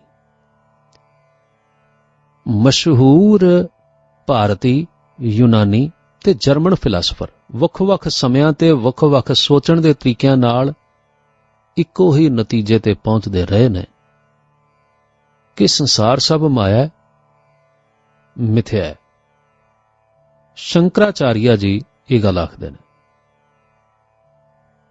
ਫਿਰ ਯੂਨਾਨੀ ਫਿਲਾਸਫਰ ਪਲੈਟੋ ਇਹ ਆਖਦਾ ਹੈ ਕਿ ਇਹ ਦੁਨੀਆ ਅਸਲੀਅਤ ਨਹੀਂ ਬਲਕਿ ਪਰਛਾਵਿਆਂ ਦੀ ਰਚੀ ਹੋਈ ਹੈ। ਅਤੇ ਫਿਰ ਕਾਂਟ ਜਰਮਨ ਫਿਲਾਸਫਰ ਇਹ ਗੱਲ ਆਖਦੇ ਨੇ, ਇਹ ਦੁਨੀਆ ਕੇਵਲ ਰੰਗ ਰੂਪ ਹੈ, ਅਸਲੀਅਤ ਨਹੀਂ। ਪੁਰਾਤਨ ਗ੍ਰੰਥਾਂ ਵਿੱਚ ਵੀ ਇਸ ਤਰ੍ਹਾਂ ਲਿਖਿਆ ਮਿਲਦਾ ਹੈ ਕਿ ਸ਼੍ਰੀ ਰਾਮਚੰਦਰ ਜੀ ਨੂੰ ਉਹਨਾਂ ਦੇ ਗੁਰੂ ਵਸ਼ਿਸ਼ਠ ਮੁਨੀ ਨੇ ਉਪਦੇਸ਼ ਕਰਦਿਆਂ ਆਖਿਆ ਸੀ, ਇਹ ਜਗਤ ਜਿਹੜਾ ਦਿਸਦਾ ਹੈ ਅਸਲ ਵਿੱਚ ਕੁਝ ਉਤਪੰਨ ਨਹੀਂ ਹੋਇਆ, ਅਵਿਚਾਰ ਕਰਕੇ ਭੱਸਦਾ ਹੈ ਤੇ ਵਿਚਾਰ ਕਰਨ ਨਾਲ ਨਿਵਰਤ ਹੋ ਜਾਂਦਾ ਹੈ। ਜਿਵੇਂ ਹਨੇਰੇ ਵਿੱਚ ਰੱਸੀ ਹੀ ਸੱਪ ਲੱਗਦੀ ਹੈ, ਸੋ ਭਰਮ ਹੈ। ਜਦੋਂ ਰੌਸ਼ਨੀ ਵਿੱਚ ਦੇਖੀਏ ਤਾਂ ਰੱਸੀ ਵਿੱਚੋਂ ਜਿਹੜਾ ਸੱਪ ਵਾਲਾ ਡਰ ਹੈ ਨਾ, ਉਹ ਦੂਰ ਹੋ ਜਾਂਦਾ ਹੈ। ਇਸੇ ਤਰ੍ਹਾਂ ਅਵਿਚਾਰ ਜਾਂ ਅਗਿਆਨ ਕਰਕੇ ਇਹ ਜਗਤ ਲੱਗਦਾ ਜ਼ਰੂਰ ਹੈ, ਪਰ ਵਿਚਾਰ ਕਰਨ ਨਾਲ ਇਹ ਜਗਤ ਖਤਮ ਹੋ ਜਾਂਦਾ ਹੈ। ਗਿਆਨ ਦੀ ਪੰਜਵੀਂ ਅਵਸਥਾ। ਇਹ ਅਵਸਥਾ ਬੜੀ ਅਨੋਖੀ ਹੈ। ਅਭਿਆਸੀ ਇਸ ਅਵਸਥਾ ਵਿੱਚ ਇਹ ਮਹਿਸੂਸ ਕਰਦਾ ਹੈ ਕਿ ਬਾਹਰ ਦਾ ਸਾਰਾ ਬ੍ਰਹਿਮੰਡ ਜਿਸ ਤਰ੍ਹਾਂ ਉਸ ਦੇ ਅੰਦਰ ਹੀ ਮੌਜੂਦ ਸੀ ਤੇ ਬਾਹਰ ਕੇਵਲ ਅੰਦਰ ਦਾ ਪਰਛਾਵਾਂ ਹੀ ਦਿਸਦਾ ਸੀ, ਉਸੇ ਤਰ੍ਹਾਂ ਇਹ ਅੰਦਰ ਦਾ ਬ੍ਰਹਿਮੰਡ ਵੀ ਉਸ ਦੀ ਆਪਣੀ ਇੱਛਾ ਦਾ ਹੀ ਪ੍ਰਗਟਾਵਾ ਹੈ। ਉਸ ਦੀ ਇੱਛਾ ਹੋਵੇ ਤਾਂ ਸਾਰਾ ਬ੍ਰਹਿਮੰਡ ਉਤਪੰਨ ਹੋ ਜਾਂਦਾ ਹੈ, ਤੇ ਜਦੋਂ ਇੱਛਾ ਹੋਵੇ ਸਾਰਾ ਬ੍ਰਹਿਮੰਡ ਲੀਨ ਹੋ ਜਾਂਦਾ ਹੈ। ਸਿਰਫ ਆਤਮਾ ਹੀ ਆਤਮਾ ਰਹਿ ਜਾਂਦੀ ਹੈ। ਅਸਲ ਵਿੱਚ ਅੰਦਰ ਦੀ ਤੇ ਬਾਹਰ ਦੀ ਰਚਨਾ ਦੋਵੇਂ ਹੀ ਅਸਤ ਹਨ, ਸੁਪਨਾ ਨੇ, ਮਾਇਆ ਨੇ। ਇਸ ਸੁਪਨੇ ਵਿੱਚ ਸਥਿਰ ਕੋਈ ਸ਼ੈ ਹੈ ਤਾਂ ਸੁਪਨੇ ਦੇ ਰਚਨ ਵਾਲਾ, ਤੇ ਇਹ ਉਸ ਦੀ ਆਤਮਾ ਭਾਵ ਪਰਮ ਆਤਮਾ ਹੈ। ਇੱਥੇ ਪਹੁੰਚ ਕੇ ਕਈ ਅਭਿਆਸੀ ਟਪਲਾ ਖਾ ਜਾਂਦੇ ਨੇ ਤੇ ਉਹ ਆਪਣੀ ਆਤਮਾ ਦੀ ਆਪਣਾ ਤੇ ਆਪਣੇ ਆਪ ਵਿੱਚ ਕੋਈ ਫਰਕ ਜਾਂ ਭੇਦ ਪਛਾਣ ਨਹੀਂ ਸਕਦੇ ਤੇ ਸਮਝਦੇ ਨੇ ਕਿ ਉਹ ਪੂਰਨ ਹੋ ਗਏ ਨੇ, ਕਿਉਂਕਿ ਉਹ ਖੁਦ ਹੀ ਪਰਮਾਤਮਾ ਨੇ। ਬਸ ਇੱਥੇ ਜਾ ਕੇ ਉਹ ਭੁਲੇਖਾ ਲੱਗਦਾ ਹੈ ਕਿ ਬੰਦਾ ਆਪਣੇ ਆਪ ਨੂੰ ਅਹੰ ਬ੍ਰਹਮ ਅਸਮੀ ਆਖਣ ਲੱਗ ਪੈਂਦਾ ਹੈ। ਗਿਆਨ ਦੀ 6ਵੀਂ ਅਵਸਥਾ। ਪਰ ਸੱਚੇ ਪਾਤਸ਼ਾਹ ਗੁਰੂ ਨਾਨਕ ਦੇਵ ਜੀ ਦੀ ਸਿੱਖਿਆ ਇਸ ਤੋਂ ਅੱਗੇ ਦੀ ਅਵਸਥਾ ਵੱਲ ਅਗਵਾਈ ਕਰਦੀ ਹੈ। ਅਭਿਆਸੀ ਇਸ ਅਗਵਾਈ ਦੇ ਆਸਰੇ ਆਪਣੇ ਗਿਆਨ ਦੀ ਆਖਰੀ ਛੱਤ ਤੇ ਪਹੁੰਚਦਾ ਹੈ। ਜੀਵ ਆਤਮਾ ਪਰਮਾਤਮਾ ਵਿੱਚ ਲੀਨ ਹੁੰਦੀ ਹੈ। ਇਸ ਤੋਂ ਅੱਗੇ ਵੇਖਣ ਵਾਲਾ, ਪਛਾਣਨ ਵਾਲਾ ਗੁੰਮ ਹੋ ਜਾਂਦਾ ਹੈ, ਲੱਭਣ ਵਾਲਾ ਗਾਇਬ ਹੋ ਜਾਂਦਾ ਹੈ ਤੇ ਪਰਮਾਤਮਾ ਹੀ ਪਰਮਾਤਮਾ ਰਹਿ ਜਾਂਦਾ ਹੈ। ਅਭਿਆਸ, ਬੰਦਗੀ, ਭਗਤੀ ਸੰਪੂਰਨ ਹੋ ਜਾਂਦੀ ਹੈ। ਇਸੇ ਅਵਸਥਾ ਨੂੰ ਸ੍ਰੀ ਗੁਰੂ ਗ੍ਰੰਥ ਸਾਹਿਬ ਜੀ ਵਿੱਚ ਆਪੇ ਆਪ ਦੀ ਅਵਸਥਾ ਆਖਿਆ ਹੈ। ਜਿਵੇਂ ਲਹਿਰ ਹੁਣ ਸਾਗਰ ਵਿੱਚ ਲੀਨ ਹੋ ਜਾਂਦੀ ਹੈ। ਜੀਵ ਆਪਣੇ ਮੂਲ ਬ੍ਰਹਮ ਵਿੱਚ, ਆਤਮਾ ਪਰਮ ਹਸਤੀ ਵਿੱਚ ਸਮਾ ਜਾਂਦੀ ਹੈ। ਇਹ ਨੇਸਤੀ ਭਾਵ ਹੋਰ ਕੁਝ ਨਹੀਂ ਦਾ ਦਰਜਾ ਨਹੀਂ, ਬਲਕਿ ਪਰਮ ਹਸਤੀ ਦਾ ਦਰਜਾ ਹੈ। ਪੂਰਨ ਸਤ ਚਿੱਤ ਆਨੰਦ ਦੀ ਅਵਸਥਾ ਹੈ, ਜਿਸ ਨੂੰ ਗੁਰੂ ਅਰਜਨ ਦੇਵ ਜੀ ਬਿਲਾਵਲ ਰਾਗ ਵਿੱਚ ਇਸ ਤਰ੍ਹਾਂ ਆਖਦੇ ਨੇ। ਸੂਰਜ ਕਿਰਨ ਮਿਲੇ, ਜਲ ਕਾ ਜਲ ਹੁਆ ਰਾਮ, ਜੋਤੀ ਜੋਤ ਰਲੀ, ਸੰਪੂਰਨ ਥੀ ਆਰਾਮ। ਜਾਂ ਫਿਰ ਗੁਰੂ ਅਰਜਨ ਦੇਵ ਜੀ ਗੌੜੀ ਰਾਗ ਵਿੱਚ ਇਸ ਤਰ੍ਹਾਂ ਕਹਿੰਦੇ ਨੇ, ਜਿਉਂ ਜਲ ਮੈਂ ਜਲ ਆਏ ਖਟਾਨਾ, ਤਿਉਂ ਜੋਤੀ ਸੰਗ ਜੋਤ ਸਮਾਨਾ, ਮਿਟ ਗਏ ਗਵਨ ਪਾਏ ਬਿਸਰਾਮ, ਨਾਨਕ ਪ੍ਰਭ ਕੈ ਸਾਧ ਕੁਰਬਾਨ। ਥੋੜੀ ਦੇਰ ਲਈ ਅਭਿਆਸੀ ਚੌਥੀ, ਪੰਜਵੀਂ ਜਾਂ 6ਵੀਂ ਅਵਸਥਾ ਵਿੱਚ ਆਉਂਦਾ ਜਾਂਦਾ ਰਹਿੰਦਾ। ਜਦੋਂ ਅਭਿਆਸ ਪੂਰਨ ਹੋ ਜਾਏ ਤਾਂ ਫਿਰ 6ਵੀਂ ਅਵਸਥਾ ਵਿੱਚ ਹੀ ਟਿਕਿਆ ਰਹਿੰਦਾ। ਇੱਥੇ ਅਭਿਆਸੀ ਪ੍ਰਤੀਤ ਕਰਦਾ ਹੈ ਕਿ ਉਹ ਨਾ ਕਦੇ ਜੰਮਿਆ ਤੇ ਨਾ ਹੀ ਕਦੇ ਮਰਿਆ, ਨਾ ਕਦੇ ਉਸ ਨੂੰ ਸੁੱਖ ਤੇ ਨਾ ਹੀ ਕਦੇ ਦੁੱਖ ਹੋਇਆ, ਨਾ ਕਦੇ ਖੁਸ਼ੀ ਤੇ ਨਾ ਹੀ ਕਦੇ ਗਮੀ। ਉਹ ਆਪਣੇ ਆਪ ਨੂੰ ਆਦ ਜੁਗਾਦ ਤੋਂ ਨਿਰਲੇਪ, ਪੂਰਨ ਤੇ ਸੱਚ ਦਾ ਸਰੂਪ ਵੇਖਦਾ ਹੈ। ਉਸ ਨੂੰ ਆਪਣੀ ਸਾਰੀ ਅਭਿਆਸ ਕਾਲਣਾ, ਅਭਿਆਸ ਦੀਆਂ ਸਭ ਅਵਸਥਾਵਾਂ, ਗਿਆਨ ਦੇ ਸਭ ਦਰਜੇ ਐਵੇਂ ਸੁਪਨੇ ਜਿਹਾ ਹੀ ਜਾਪਦੇ ਨੇ। ਭਗਤੀ ਸੁਪਨਾ ਹੀ ਦਿਸਦੀ।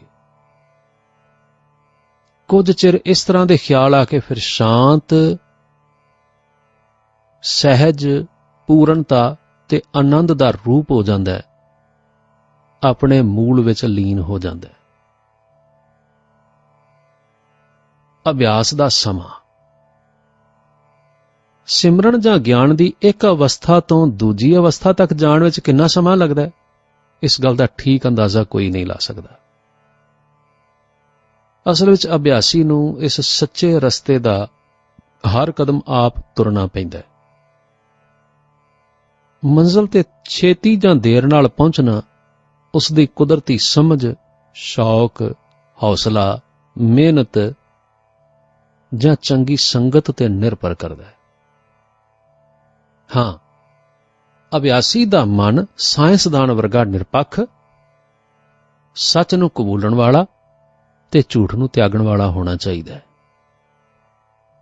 ਉਸ ਵਿੱਚ ਸੂਖਮ ਚੀਜ਼ਾਂ ਨੂੰ ਬੜੇ ਧਿਆਨ ਨਾਲ ਵਾਚਣ ਦੀ, ਇਕੱਠਿਆਂ ਕਰਨ ਦੀ ਤੇ ਉਹਨਾਂ ਤੋਂ ਚੰਗਾ ਨਤੀਜਾ ਕੱਢਣ ਦੀ ਜਾਂਚ ਹੋਣੀ ਚਾਹੀਦੀ, ਤੇ ਫਿਰ ਉਹਨਾਂ ਨਤੀਜਿਆਂ ਨੂੰ ਅਜ਼ਮਾਉਣ ਦੀ ਦਲੇਰੀ ਵੀ ਹੋਣੀ ਚਾਹੀਦੀ ਹੈ। ਸਿਮਰਨ ਅਤੇ ਗਿਆਨ ਦੇ ਦਰਜਿਆਂ ਵਿੱਚ ਕਾਮਯਾਬੀ ਪਹਿਲਾਂ ਬੜੀ ਹੌਲੀ ਹੁੰਦੀ ਹੈ, ਪਰ ਜਦੋਂ ਅਭਿਆਸੀ ਦੇ ਮਨ ਨੂੰ ਨਵੇਂ ਖਿਆਲਾਂ ਨੂੰ ਆਪਣੇ ਆਪ ਵਿੱਚ ਜਜ਼ਬ ਕਰ ਲੈਣ ਦੀ ਆਦਤ ਹੋ ਜਾਏ ਤਾਂ ਫਿਰ ਤਰੱਕੀ ਦੀ ਰਫ਼ਤਾਰ ਬੜੀ ਤੇਜ਼ ਹੋ ਜਾਂਦੀ ਹੈ। ਪਹਿਲ ਕਈ ਵਾਰ ਬੜੀ ਨਿਰਾਸ਼ਤਾ ਹੁੰਦੀ ਹੈ, ਅੱਗੇ ਕਦਮ ਬੜਾ ਰੁਕ ਕੇ ਹੌਲੀ ਵੱਧਦਾ ਹੈ, ਪਰ ਜਿਵੇਂ ਅਭਿਆਸ ਵਧੇ ਨਿਰਾਸ਼ਤਾ ਦੀ ਥਾਂ ਤੇ ਉਤਸ਼ਾਹ ਆ ਜਾਂਦਾ ਹੈ, ਮਨ ਸਦਾ ਚੜ੍ਹਦੀ ਕਲਾ ਵਿੱਚ ਰਹਿਣ ਲੱਗ ਪੈਂਦਾ ਹੈ ਤੇ ਤਰੱਕੀ ਦੀ ਰਫ਼ਤਾਰ ਹੋਰ ਤੇਜ਼ ਹੋ ਜਾਂਦੀ ਹੈ। ਅਭਿਆਸ ਵਿੱਚ ਸੱਚੇ ਮਨ ਤੋਂ ਨਿਰਮਾਣ ਅਰਦਾਸਾਂ ਤੇ ਭਗਤੀ ਭਾਵ ਨੂੰ ਕਦੇ ਛੱਡਣਾ ਨਹੀਂ ਚਾਹੀਦਾ। ਇਸ ਤੋਂ ਬਿਨਾਂ ਤਰੱਕੀ ਰੁਕੀ ਰਹਿੰਦੀ ਹੈ ਤੇ ਅਭਿਆਸ ਰੁੱਖਾ ਲੱਗਦਾ ਹੈ। ਆਪਣੀ ਕੋਸ਼ਿਸ਼ ਦੇ ਨਾਲ ਪ੍ਰੇਮ ਭਾਵ ਦੀਆਂ ਅਰਦਾਸਾਂ ਸੋਨੇ ਤੇ ਸੁਹਾਗੇ ਵਾਲਾ ਕੰਮ ਕਰਦੀਆਂ ਨੇ। ਸਿਦਕ ਭਾਵ ਵਿਸ਼ਵਾਸ। ਸਿਦਕ ਜਾਂ ਅਟਲ ਵਿਸ਼ਵਾਸ ਦੇ ਦੋ ਦਰਜੇ ਨੇ, ਦੋ ਹਾਲਤਾਂ ਨੇ। ਅਸੀਂ ਪਹਿਲੋਂ ਇੱਕ ਹਾਲਤ ਦਾ ਜ਼ਿਕਰ ਕਰਨ ਲੱਗੇ ਹਾਂ। ਸਿਦਕ ਦੇ ਪਹਿਲੇ ਹਿੱਸੇ ਵਿੱਚ ਮਨੁੱਖ ਸੁਣ ਕੇ ਯਕੀਨ ਕਰਦਾ ਹੈ। ਉਸ ਨੂੰ ਜੋ ਕੁਝ ਕਿਹਾ ਜਾਵੇ ਉਹ ਸੱਚ ਸਮਝਦਾ ਹੈ। ਅਸਲ ਵਿੱਚ ਇਸ ਅਵਸਥਾ ਦੇ ਆਦਮੀ ਦਾ ਕਹਿਣ ਵਾਲੇ ਉੱਤੇ ਉਸ ਦੀ ਗੱਲ ਨਾਲੋਂ ਵਧੇਰੇ ਯਕੀਨ ਹੁੰਦਾ ਹੈ ਤੇ ਉਸ ਦਾ ਨਿਸ਼ਚਾ ਕਹਿਣ ਵਾਲੇ ਦੀ ਸ਼ਖਸੀਅਤ ਵਿੱਚ ਹੁੰਦਾ ਹੈ। ਕਿਸੇ ਸਕੂਲ ਪੜ੍ਹਦੇ ਬੱਚੇ ਨੂੰ ਪੁੱਛੋ 2 ਦੂਣੀ ਕਿੰਨੇ ਹੋਣਗੇ, ਉਹ ਝੱਟ ਆਖੇਗਾ 4 ਹੁੰਦੇ ਨੇ। ਜੇ ਉਹਨੂੰ ਆਖੋ ਬਈ ਨਹੀਂ 2 ਦੂਣੀ 5 ਨੇ ਤਾਂ ਉਸੇ ਵੇਲੇ ਕਹੇਗਾ ਨਹੀਂ ਤੁਸੀਂ ਗਲਤ ਕਹਿੰਦੇ ਹੋ, 2 ਦੂਣੇ 4 ਹੀ ਹੁੰਦੇ ਨੇ। ਜੇ ਫਿਰ ਪੁੱਛੋ ਤਾਂ ਆਖੇਗਾ ਬਈ 2 ਦੂਣੀ 4 ਕਿਉਂ ਹੁੰਦੇ ਨੇ, 5 ਕਿਉਂ ਨਹੀਂ ਹੁੰਦੇ, ਤਾਂ ਉਹ ਬਿਨਾਂ ਸੋਚਣ ਤੋਂ ਕਹੇਗਾ ਮੇਰੇ ਮਾਸਟਰ ਜੀ ਨੇ, ਮੇਰੇ ਟੀਚਰ ਨੇ ਮੈਨੂੰ ਇਸੇ ਤਰ੍ਹਾਂ ਹੀ ਦੱਸਿਆ। ਇੱਕ ਬੱਚੇ ਨੂੰ ਜਦੋਂ ਮੈਂ ਸੱਚੀ ਮੁੱਚੀ ਇਹ ਪੁੱਛਿਆ ਤਾਂ ਉਹ ਖਿੜਖੜਾ ਕੇ ਹੱਸ ਪਿਆ, ਤਾਂ ਉਹ ਮੇਰੇ ਵੱਲ ਇਸ ਤਰ੍ਹਾਂ ਵੇਖਣ ਲੱਗਾ ਜਿਵੇਂ ਕੋਈ ਬੜਾ ਸਿਆਣਾ ਬੰਦਾ ਬੇਵਕੂਫ ਤੇ ਅਣਜਾਣ ਵੱਲ ਤਰਸ ਤੇ ਘਿਰਣਾ ਦੀ ਰਲਵੀਂ ਨਿਗਾਹ ਨਾਲ ਵੇਖਦਾ ਹੈ। ਆਖਣ ਲੱਗਾ ਤੁਹਾਨੂੰ ਇਹਨਾਂ ਵੀ ਨਹੀਂ ਪਤਾ ਬਈ 2 ਦੂਣੀ 4 ਹੁੰਦੇ ਨੇ, 5 ਨਹੀਂ ਹੁੰਦੇ। ਉਸ ਬੱਚੇ ਦਾ ਵਿਸ਼ਵਾਸ ਆਪਣੇ ਟੀਚਰ ਦੇ ਬਚਨਾਂ ਵਿੱਚ ਅਟੱਲ ਸੀ, ਭਾਵੇਂ ਉਸ ਨੂੰ ਆਪਣੇ ਮਾਸਟਰ ਦੇ ਬਚਨਾਂ ਦੀ ਡੂੰਘਾਈ ਵਿਚਲੀ ਸੱਚਾਈ ਦਾ ਪਤਾ ਨਹੀਂ ਸੀ। ਇਸੇ ਤਰ੍ਹਾਂ ਬੱਚੇ ਦੀ ਸਾਰੀ ਵਿਦਿਆ ਸ਼ੁਰੂ ਹੁੰਦੀ ਹੈ।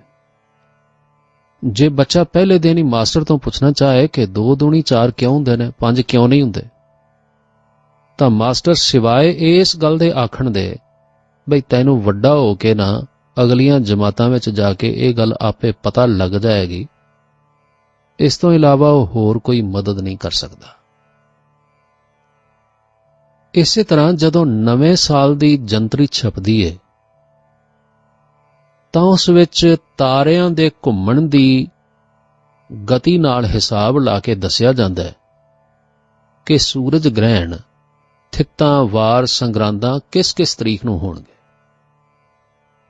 ਸਾਰੀ ਦੁਨੀਆ ਯਕੀਨ ਕਰਕੇ ਨਵੇਂ ਸਾਲ ਦਾ ਪ੍ਰੋਗਰਾਮ ਉਹਨਾਂ ਤਰੀਕਾਂ ਦੇ ਮੁਤਾਬਕ ਬਣਾ ਲੈਂਦੀ ਹੈ।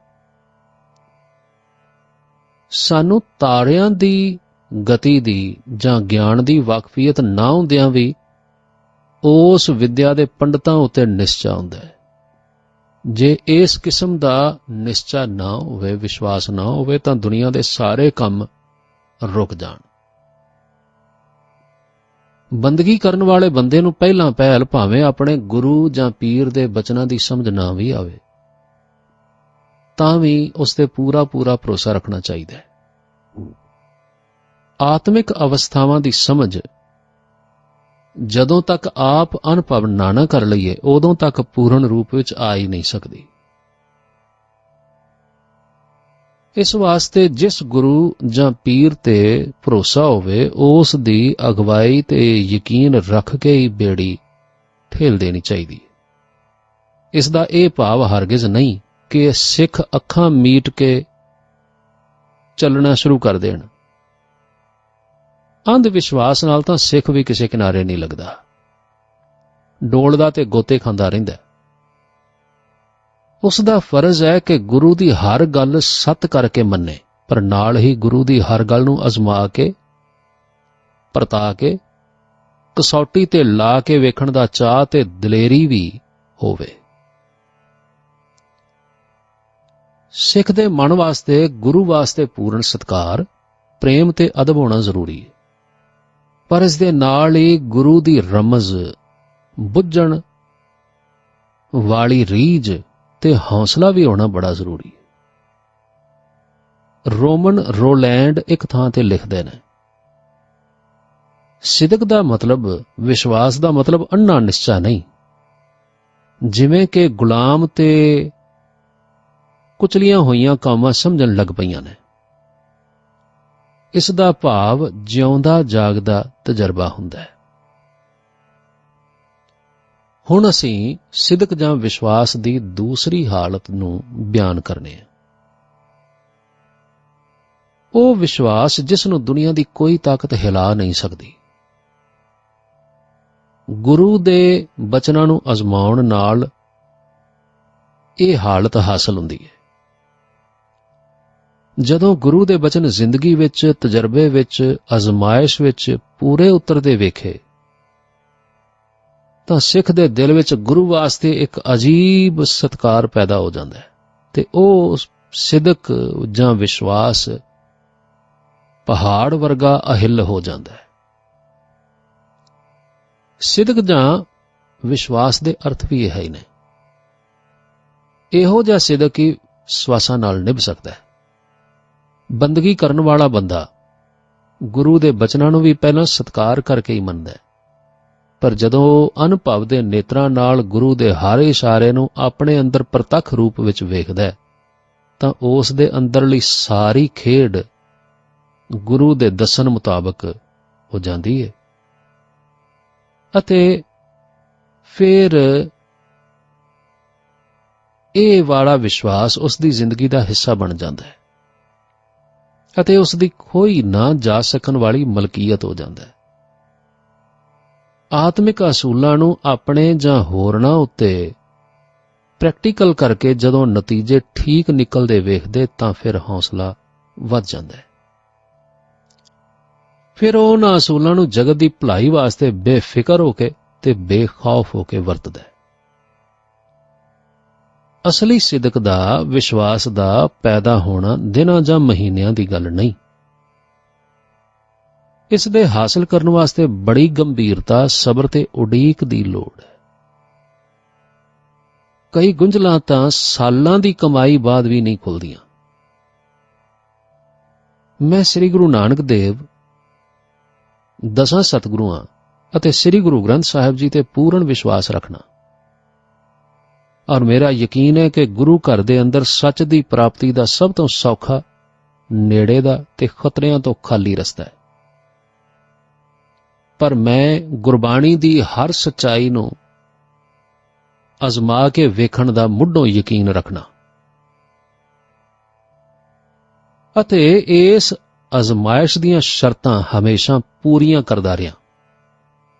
ਕਈ ਗੱਲਾਂ ਮੈਨੂੰ ਬੜੀ ਜਲਦੀ ਸਮਝ ਆ ਜਾਂਦੀਆਂ ਨੇ, ਕਈ ਗੱਲਾਂ ਬੜੀ ਦੇਰ ਬਾਅਦ ਜਾ ਕੇ ਸਮਝ ਪੈਂਦੀਆਂ ਨੇ, ਤੇ ਕਈ ਐਸੀਆਂ ਨੇ ਜਿਨ੍ਹਾਂ ਦੀ ਮੈਨੂੰ ਹਾਲਾਂ ਵੀ ਸਮਝ ਨਹੀਂ ਆਈ। ਪਰ ਮੇਰਾ ਵਿਸ਼ਵਾਸ ਹਰ ਹਾਲਤ ਵਿੱਚ ਗੁਰਬਾਣੀ ਤੇ ਅਡੋਲ ਹੈ। ਦੇਖੋ, ਇੱਕ ਚੰਗੇ ਅਭਿਆਸੀ ਬੰਦੇ ਦਾ ਇਹ ਲੱਛਣ ਹੈ ਕਿ ਜਦੋਂ ਤੱਕ ਉਹ ਗੁਰੂ ਦੀ ਕਈ ਗੱਲ ਨੂੰ ਆਪਣੇ ਅਨੁਭਵ ਵਿੱਚ ਲਿਆ ਕੇ ਨਾ ਵੇਖ ਲਵੇ, ਉਦੋਂ ਤੱਕ ਉਸ ਦੀ ਤਸੱਲੀ ਨਹੀਂ ਹੁੰਦੀ। ਹਾਂ, ਧਰਮ ਦੇ ਗਲਤ ਪ੍ਰਚਾਰਕਾਂ ਨੇ ਰੱਬ ਨੂੰ ਹਊਆ ਤੇ ਉਸ ਦੀ ਪ੍ਰਾਪਤੀ ਨੂੰ ਅਸੰਭਵ ਦੱਸ ਕੇ ਕਈ ਰੱਬ ਨੂੰ ਮਿਲਣ ਦੇ ਚਾਹਵਾਨਾਂ ਨੂੰ ਉੱਕਾ ਨਿਰਾਸ਼ ਕਰ ਛੱਡਿਆ ਤੇ ਆਮ ਲੋਕਾਂ ਨੂੰ ਰੱਬ ਵੱਲੋਂ ਬੇਪਰਵਾਹ ਜਾਂ ਨਾਸਤਕ ਬਣਾ ਦਿੱਤਾ ਹੈ। ਜਿਨ੍ਹਾਂ ਗੱਲਾਂ ਦੀ ਮੈਨੂੰ ਅਜੇ ਤੱਕ ਸਮਝ ਨਹੀਂ ਆਈ, ਮੇਰੇ ਵਾਸਤੇ ਉਹਨਾਂ ਦੀ ਸਮਝ ਦਾ ਅਜੇ ਸਮਾਂ ਨਹੀਂ ਆਇਆ। ਗੁਰੂ ਦੀ ਕਿਰਪਾ ਨਾਲ ਸਮਾਂ ਆਉਣ ਤੇ ਬੜੀ ਆਸਾਨੀ ਨਾਲ ਮੈਨੂੰ ਸਮਝ ਆ ਜਾਵੇਗੀ। ਮੈਂ ਵੇਖਿਆ ਕਿ ਜਿਨ੍ਹਾਂ ਗੱਲਾਂ ਦੇ ਸਮਝਣ ਦੇ ਮੈਂ ਯੋਗ ਹੋ ਜਾਣਾ, ਉਹ ਗੱਲਾਂ ਮੈਨੂੰ ਸੁਤੇ ਸਿੱਧ ਸੌਖਿਆਂ ਹੀ ਸਮਝ ਵਿੱਚ ਆ ਜਾਂਦੀਆਂ ਨੇ। ਬੰਦਗੀ ਵਿੱਚ ਜਲਦਬਾਜ਼ੀ, ਕਾਹਲੀ ਤੇ ਲਾਲਚ ਓਨੇ ਹੀ ਵਰਜਿਤ ਨੇ ਜਿੰਨਾ ਸੁਸਤੀ ਤੇ ਬੇਪਰਵਾਹੀ। ਸਿਦਕ ਦੀ ਦਾਤ ਹਾਸਲ ਕਰਨ ਵਾਸਤੇ ਵੱਡੀ ਹਿੰਮਤ, ਵੱਡਾ ਸਬਰ ਤੇ ਵੱਡੇ ਜਿਗਰ ਦੀ ਲੋੜ ਹੈ।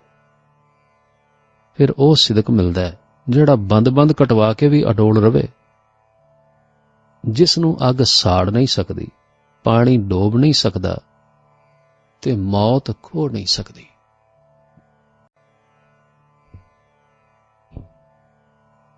ਹਉਮੈ। ਹਉਮੈ ਦੀਰਘ ਰੋਗ ਹੈ, दारू भी इस माहे। ਕਿਰਪਾ ਕਰੇ ਜੇ ਆਪਣੀ ਤਾਂ ਗੁਰ ਕਾ ਸ਼ਬਦ ਕਮਾਹੇ। ਨਾਨਕ ਕਹੈ ਸੁਣੋ ਜਨੋ ਇਤ ਸੰਜਮ ਦੁਖ ਜਾਹੇ। ਗੁਰਬਾਣੀ ਅਨੁਸਾਰ ਇਨਸਾਨ ਦਾ ਸਭ ਤੋਂ ਵੱਡਾ ਰੋਗ ਹਉਮੈ ਹੈ। ਗੁਰੂ ਜੀ ਨੇ ਬਾਣੀ ਵਿੱਚ ਆਖਿਆ, ਹਉਮੈ ਰੋਗ ਮਾਨੁਖ ਕਉ ਦੀਨਾ। ਭਾਵ ਮਨੁੱਖ ਦਾ ਸਾਰਾ ਕੰਮ, ਸਾਰਾ ਕਾਰ ਵਿਹਾਰ ਸਿਰਫ ਤੇ ਸਿਰਫ ਹਉਮੈ ਦੇ ਆਸਰੇ ਹੀ ਹੁੰਦਾ ਹੈ। ਹਉਮੈ ਮਨੁੱਖ ਨੂੰ ਦੂਜਿਆਂ ਨਾਲੋਂ ਵੱਖ ਕਰਦੀ ਹੈ ਤੇ ਆਪਣਤ ਦੀਆਂ ਹੱਦਾਂ ਕਾਇਮ ਕਰਦੀ ਹੈ। ਹਉਮੈ ਕਰਕੇ ਇਨਸਾਨ ਆਪਣੀ ਜਾਇਦਾਦ, ਇੱਜ਼ਤ, ਦੌਲਤ ਤੇ ਸ਼ੋਹਰਤ ਲਈ ਸਾਰੀ ਜ਼ਿੰਦਗੀ, ਸਾਰਾ ਜ਼ੋਰ ਤੇ ਸਾਰੀ ਅਕਲ ਖਰਚ ਕਰ ਦਿੰਦਾ ਹੈ। ਕਾਮ, ਕ੍ਰੋਧ, ਲੋਭ, ਮੋਹ, ਹੰਕਾਰ ਸਭ ਹਉਮੈ ਹੈ। ਜਦੋਂ ਇਨਸਾਨ ਦੀ ਤ੍ਰਿਸ਼ਨਾ ਨਿਵਰਤ ਨਹੀਂ ਹੁੰਦੀ ਤਾਂ ਉਸ ਨੂੰ ਬੜਾ ਦੁੱਖ ਹੁੰਦਾ ਹੈ ਤੇ ਤ੍ਰਿਸ਼ਨਾ ਦੀ ਨਿਵਰਤੀ ਵਾਸਤੇ ਤਰ੍ਹਾਂ ਤਰ੍ਹਾਂ ਦੀਆਂ ਕਾਢਾਂ ਕੱਢਦਾ ਹੈ, ਸੋਚ ਦੌੜਾਉਂਦਾ ਹੈ। ਜ਼ੁਲਮ, ਬੇਇਨਸਾਫੀ, ਧੋਖੇਬਾਜ਼ੀ ਤੇ ਹੋਰ ਸਾਰੇ ਬੁਰੇ ਕੰਮ ਕਰਦਾ ਹੈ। ਹਉਮੈ ਕਰਕੇ ਜੀਵ ਈਸ਼ਵਰ ਤੋਂ ਜੁਦਾ ਹੁੰਦਾ, ਅਨੇਕ ਪ੍ਰਕਾਰ ਦੀਆਂ ਗਲਤੀਆਂ ਕਰਦਾ ਤੇ ਉਹਨਾਂ ਦੀ ਸਜ਼ਾ ਦੁੱਖ ਦੀ ਸ਼ਕਲ ਵਿੱਚ ਭੋਗਦਾ ਤੇ ਮੁੜ-ਮੁੜ ਕੇ ਮੌਤ ਦਾ ਸ਼ਿਕਾਰ ਹੁੰਦਾ ਹੈ। ਜੇਕਰ ਜੀਵ ਵਿੱਚ ਹਉਮੈ ਨਾ ਹੋਵੇ ਤਾਂ ਇਸ ਵਰਗਾ ਸੁਖੀ ਹੋਰ ਕੋਈ ਹੈ ਹੀ ਨਹੀਂ। ਇਸ ਦੇਹ ਅਤੇ ਪਰਮਾਤਮਾ ਦੇ ਵਿਚਕਾਰ ਕੇਵਲ ਹਉਮੈ ਦਾ ਹੀ ਪਰਦਾ ਹੈ ਜੋ ਇਸ ਨੂੰ ਆਪਣੇ ਅਸਲੇ ਨਾਲੋਂ ਨਿਖੇੜੀ ਰੱਖਦਾ ਹੈ। ਗੁਰੂ ਜੀ ਨੇ ਇਹ ਖਿਆਲ ਇਸ ਤਰ੍ਹਾਂ ਸਪਸ਼ਟ ਕੀਤਾ, ਧਨ ਪਿਰ ਕਾ ਇੱਕ ਹੀ ਸੰਗ ਵਾਸਾ, ਵਿੱਚ ਹਉਮੈ ਭੀਤ ਕਰਾਰੀ। ਗੁਰ ਪੂਰੇ ਹਉਮੈ ਭੀਤ ਤੋਰੀ, ਜਨ ਨਾਨਕ ਮਿਲੇ ਬਨਵਾਰੀ। ਹਉਮੈ ਕਰਕੇ ਜੀਵ ਆਪਣੀ ਬ੍ਰਹਮ ਦ੍ਰਿਸ਼ਟੀ ਗਵਾ ਕੇ ਜੀਵ ਦ੍ਰਿਸ਼ਟੀ ਨਾਲ ਆਪਣੀ ਬਣਾਈ ਹੋਈ ਤੰਗ ਦੁਨੀਆ ਨੂੰ ਵੇਖਦਾ ਹੈ। ਜੀਵ ਦ੍ਰਿਸ਼ਟੀ ਨਾਲ ਵੇਖਿਆ ਉਸ ਨੂੰ ਦੁਨੀਆ ਬੜੀ ਸੌੜੀ, ਛੋਟੀ ਅਤੇ ਬੜੀ ਤੰਗ ਜਿਹੀ ਥਾਂ ਲੱਗਦੀ ਹੈ। ਪਰ ਇਨਸਾਨ ਦੀ ਦੁਨੀਆ ਉਸ ਦਾ ਆਪਣਾ ਨੁਕਤਾ ਨਿਗਾਹ ਜਾਂ ਉਸ ਦੀ ਆਪਣੀ ਜੀਵ ਦ੍ਰਿਸ਼ਟੀ ਹੈ। ਉਹ ਦੁਨੀਆ ਵੱਲ ਜਿਸ ਨਿਗਾਹ ਨਾਲ ਵੇਖਦਾ ਹੈ, ਦੁਨੀਆ ਉਸ ਨੂੰ ਉਹੋ ਜਿਹੀ ਹੀ ਦਿਸਦੀ ਹੈ। ਹਉਮੈ ਕਰਕੇ ਜੀਵ ਦੀ ਰੱਬੀ ਨਿਗਾਹ ਬੰਦ ਹੋ ਜਾਂਦੀ ਹੈ। ਉਹ ਮੱਕੜੀ ਵਾਂਗ ਆਪਣੇ ਇਰਦ-ਗਿਰਦ ਆਪਣੇ ਖਿਆਲਾਂ ਦਾ ਤਾਣਾ ਤਣ ਕੇ ਆਪਣੇ ਜਾਲ ਵਿੱਚ ਕੈਦ ਹੋ ਕੇ ਉਸ ਤੰਗ ਜਿਹੇ ਦਾਇਰੇ ਨੂੰ ਹੀ ਆਪਣੀ ਦੁਨੀਆ ਸਮਝਦਾ ਹੈ। ਜੀਵ ਵਿੱਚ ਰੱਬੀ ਅੰਸ਼ ਹੋਣ ਕਰਕੇ ਇਸ ਨੂੰ ਆਪਣੀ ਵੱਡੀ ਤੋਂ ਵੱਡੀ ਬਣਾਈ ਹੋਈ ਦੁਨੀਆ ਵੀ ਪ੍ਰਸੰਨ ਨਹੀਂ ਕਰ ਸਕਦੀ। ਇਸੇ ਵਾਸਤੇ ਇਸ ਦੀ ਤ੍ਰਿਸ਼ਨਾ ਦਿਨ ਬ ਦਿਨ ਵੱਧਦੀ ਚਲੀ ਜਾਂਦੀ ਹੈ। ਗੁਰੂ ਅਰਜਨ ਦੇਵ ਜੀ ਆਖਦੇ ਨੇ, ਤ੍ਰਿਸ਼ਨਾ ਬਿਰਲੇ ਹੀ ਕੀ ਬੁਝੀ ਹੈ। ਪਰ ਤ੍ਰਿਸ਼ਨਾ ਬੁਝੇ ਵੀ ਕਿਵੇਂ? ਭੁੱਲਿਆ ਹੋਇਆ ਜੀਵ ਪੂਰਨ ਸੁਖ, ਮੁਕੰਮਲ ਸ਼ਾਂਤੀ, ਆਪਣੇ ਆਦਰਸ਼ ਦੀ ਪੂਰਨਤਾ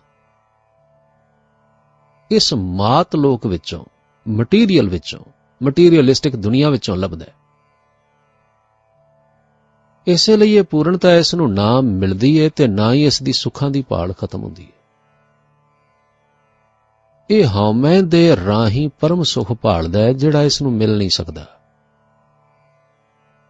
ਇਸ ਵਾਸਤੇ ਹਉਮੈ ਦਿਨ ਬ ਦਿਨ ਵੱਧਦੀ ਜਾਂਦੀ ਹੈ ਤੇ ਦੁਖਦਾਈ ਹੁੰਦੀ ਜਾਂਦੀ ਹੈ।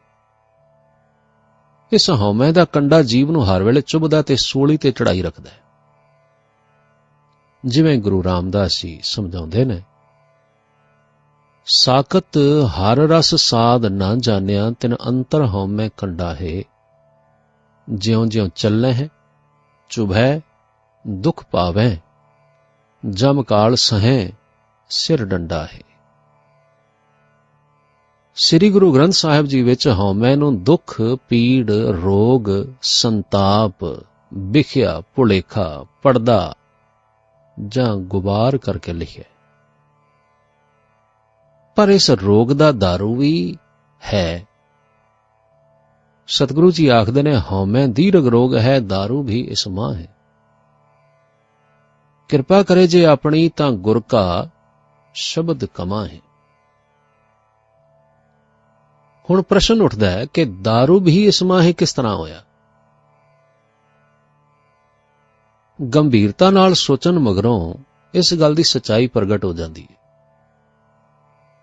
ਬੁਖਾਰ ਸਰੀਰ ਵਿੱਚ ਗੰਦੇ ਪਦਾਰਥਾਂ ਦੀ ਹੋਂਦ ਪ੍ਰਗਟ ਕਰਦਾ ਹੈ। ਇਸ ਦ੍ਰਿਸ਼ਟੀਕੋਣ ਤੋਂ ਇਹ ਇੱਕ ਰੋਗ ਹੈ, ਪਰ ਨਾਲ ਹੀ ਕੁਦਰਤ ਰਾਹੀਂ ਬੁਖਾਰ ਉਹਨਾਂ ਗੰਦੇ ਜ਼ਹਿਰੀਲੇ ਪਦਾਰਥਾਂ ਨੂੰ ਸਾੜਨ ਦਾ ਜਾਂ ਬਾਹਰ ਕੱਢਣ ਦਾ ਇੱਕ ਤਰੀਕਾ ਹੁੰਦਾ ਹੈ। ਇਸ ਪੱਖ ਤੋਂ ਇਹ ਇਲਾਜ ਹੈ। ਇਸ ਤਰ੍ਹਾਂ ਹਉਮੈ ਇੱਕ ਪਾਸੇ ਤਾਂ ਬੰਦੇ ਦੇ ਦ੍ਰਿਸ਼ਟੀਕੋਣ ਦੀ ਭੁੱਲ ਸਿੱਧ ਕਰਦੀ ਹੈ ਤੇ ਦੂਜੇ ਪਾਸੇ ਇਸ ਭੁੱਲ ਕਾਰਨ ਬੰਦੇ ਨੂੰ ਕਈ ਤਰ੍ਹਾਂ ਦੇ ਝੰਜਟਾਂ ਤੇ ਤਕਲੀਫਾਂ ਵਿੱਚ ਪਾ ਕੇ ਉਹਦੀਆਂ ਅੱਖਾਂ ਖੋਲ੍ਹਣ ਜਾਂ ਬੰਦਗੀ ਲਈ ਪ੍ਰੇਰਣਾ ਕਰਨ ਤੇ ਮੁਕਤੀ ਪ੍ਰਾਪਤ ਕਰਨ ਦਾ ਕਾਰਨ ਵੀ ਬਣ ਸਕਦੀ ਹੈ। ਮਨੁੱਖ ਹਉਮੈ ਵਿੱਚ ਫਸ ਕੇ ਆਪਣੇ ਜੀਵਨ ਨੂੰ ਬਹੁਤ ਬੁਰਾ ਬਣਾ ਲੈਂਦਾ ਤੇ ਫਿਰ ਉਸ ਦੇ ਮਨ ਵਿੱਚ ਕਦੇ-ਕਦੇ ਇਹ ਵਿਚਾਰ ਪੈਦਾ ਹੁੰਦਾ ਕਿ ਮੈਂ ਇਹ ਕਰ ਕੀ ਲਿਆ। ਪਹਿਲਾਂ ਪਛਤਾਵਾ, ਫਿਰ ਵੈਰਾਗ ਤੇ ਉਸ ਪਿੱਛੋਂ ਤਿਆਗ ਦੀ ਅਵਸਥਾ ਸ਼ੁਰੂ ਹੁੰਦੀ ਹੈ ਤੇ ਅੰਤ ਵਿੱਚ ਜਦੋਂ ਜੀਵ ਆਤਮਾ ਆਪਣੇ ਮੂਲ ਪਰਮਾਤਮਾ ਵਿੱਚ ਲੀਨ ਹੋ ਕੇ ਇੱਕ ਹੋ ਜਾਂਦੀ ਹੈ ਤਾਂ ਉਸ ਨੂੰ ਆਪਣੀ ਹਉਮੈ ਵਾਲੀ ਗਲਤੀ ਇੱਕ ਪਾਸੇ ਭਿਆਨਕ ਦੁੱਖਾਂ ਦਾ ਕਾਰਨ ਦਿਸਦੀ ਹੈ ਤੇ ਦੂਜੇ ਪਾਸੇ ਉਹਨਾਂ ਦੁੱਖਾਂ ਤੋਂ ਛੁਟਕਾਰਾ ਪਾਉਣ ਦਾ ਢੰਗ ਵੀ ਦਿਸਦੀ ਹੈ। ਐਸੀ ਸਜ਼ਾ ਨੂੰ ਜਿਹੜੀ ਮਨੁੱਖ ਨੂੰ ਸਿੱਧੇ ਰਸਤੇ ਤੇ ਪਾਵੇ, ਸੋਚਿਆ ਜਾਏ ਤਾਂ ਫਿਰ ਬੁਰੀ ਨਹੀਂ ਹੁੰਦੀ, ਸਗੋਂ ਚੰਗੀ ਹੁੰਦੀ ਹੈ। ਇਹਨਾਂ ਦੋਹਾਂ ਦ੍ਰਿਸ਼ਟੀਕੋਣਾਂ ਨੂੰ ਅੱਖੋਂ ਓਹਲੇ ਨਾ ਕੀਤਾ ਜਾਏ ਤਾਂ ਹਉਮੈ ਰੋਗ ਵੀ ਹੈ ਤੇ ਦਾਰੂ ਵੀ। ਹਉਮੈ ਨੂੰ ਸ਼ੀਸ਼ਾ ਵੀ ਕਿਹਾ ਜਾ ਸਕਦਾ ਹੈ, ਜਿਸ ਵਿੱਚ ਆਤਮਾ ਆਪਣਾ ਨਿਰਾਸ਼ਾ ਭਰਪੂਰ, ਗਮਗੀਨ ਅਤੇ ਅਸੰਤੁਸ਼ਟ ਚਿਹਰਾ ਵੇਖਦੀ। ਵੇਖਦਿਆਂ ਵੇਖਦਿਆਂ ਇਸ ਨੂੰ ਕਦੇ ਆਪਣੀ ਭੁੱਖੀ ਹਾਲਤ ਤੋਂ ਨਫ਼ਰਤ ਪੈਦਾ ਹੋ ਜਾਂਦੀ ਹੈ ਤੇ ਫਿਰ ਕਦੇ ਆਪਣੇ ਅਸਲੀ ਨੂਰਾਨੀ ਚਿਹਰੇ ਦੀ ਝਲਕ ਆਉਣੀ ਸ਼ੁਰੂ ਹੁੰਦੀ ਹੈ। ਫਿਰ ਉਦੋਂ ਯਾਦ ਆਉਂਦਾ ਹੈ ਕਿ ਮੈਂ ਦਰਅਸਲ ਕੋਈ ਰੱਬੀ ਅਰਸ਼ੀ ਚੀਜ਼ ਹਾਂ, ਪਰ ਭੁਲੇਖੇ ਵਿੱਚ ਦੁਖੀ, ਅਧੀਨ, ਮੁਥਾਜ ਤੇ ਭੈ ਭੀਤ ਹੋਇਆ ਬੈਠਾ। ਹਉਮੈ ਦੇ ਰੋਗ ਨੂੰ ਬੜਾ ਦੀਰਘ ਰੋਗ ਆਖਿਆ ਗਿਆ, ਜੋ ਜਲਦੀ ਜਲਦੀ ਮਗਰੋਂ ਨਹੀਂ ਲੈਂਦਾ। ਗੁਰਬਾਣੀ ਵਿੱਚ ਇਸ ਤੋਂ ਛੁਟਕਾਰਾ ਪਾਉਣ ਦੇ ਕਈ ਸਾਧਨ ਦੱਸੇ ਨੇ।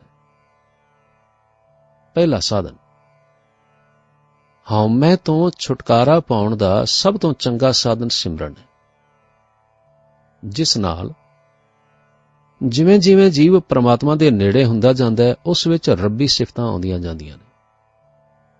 ਉਸ ਦਾ ਮਨੁੱਖੀ ਸੁਭਾਅ ਘਟਦਾ, ਕਮਜ਼ੋਰ ਹੁੰਦਾ ਤੇ ਹੌਲੀ ਹੌਲੀ ਬਿਲਕੁਲ ਮਿਟ ਜਾਂਦਾ ਹੈ।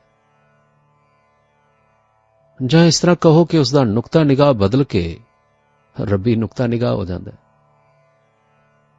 ਧਰਮ ਦਾ ਤੇ ਮੁੱਖ ਮਨੋਰਥ ਹੀ ਇਹ ਤਬਦੀਲੀ ਪੈਦਾ ਕਰਨਾ ਹੈ। ਨੁਕਤਾ ਨਿਗਾਹ ਦੇ ਬਦਲਣ ਨਾਲ ਹੀ ਮਨੁੱਖ ਮਾਨਸ ਤੋਂ ਦੇਵਤਾ ਹੋ ਜਾਂਦਾ ਹੈ।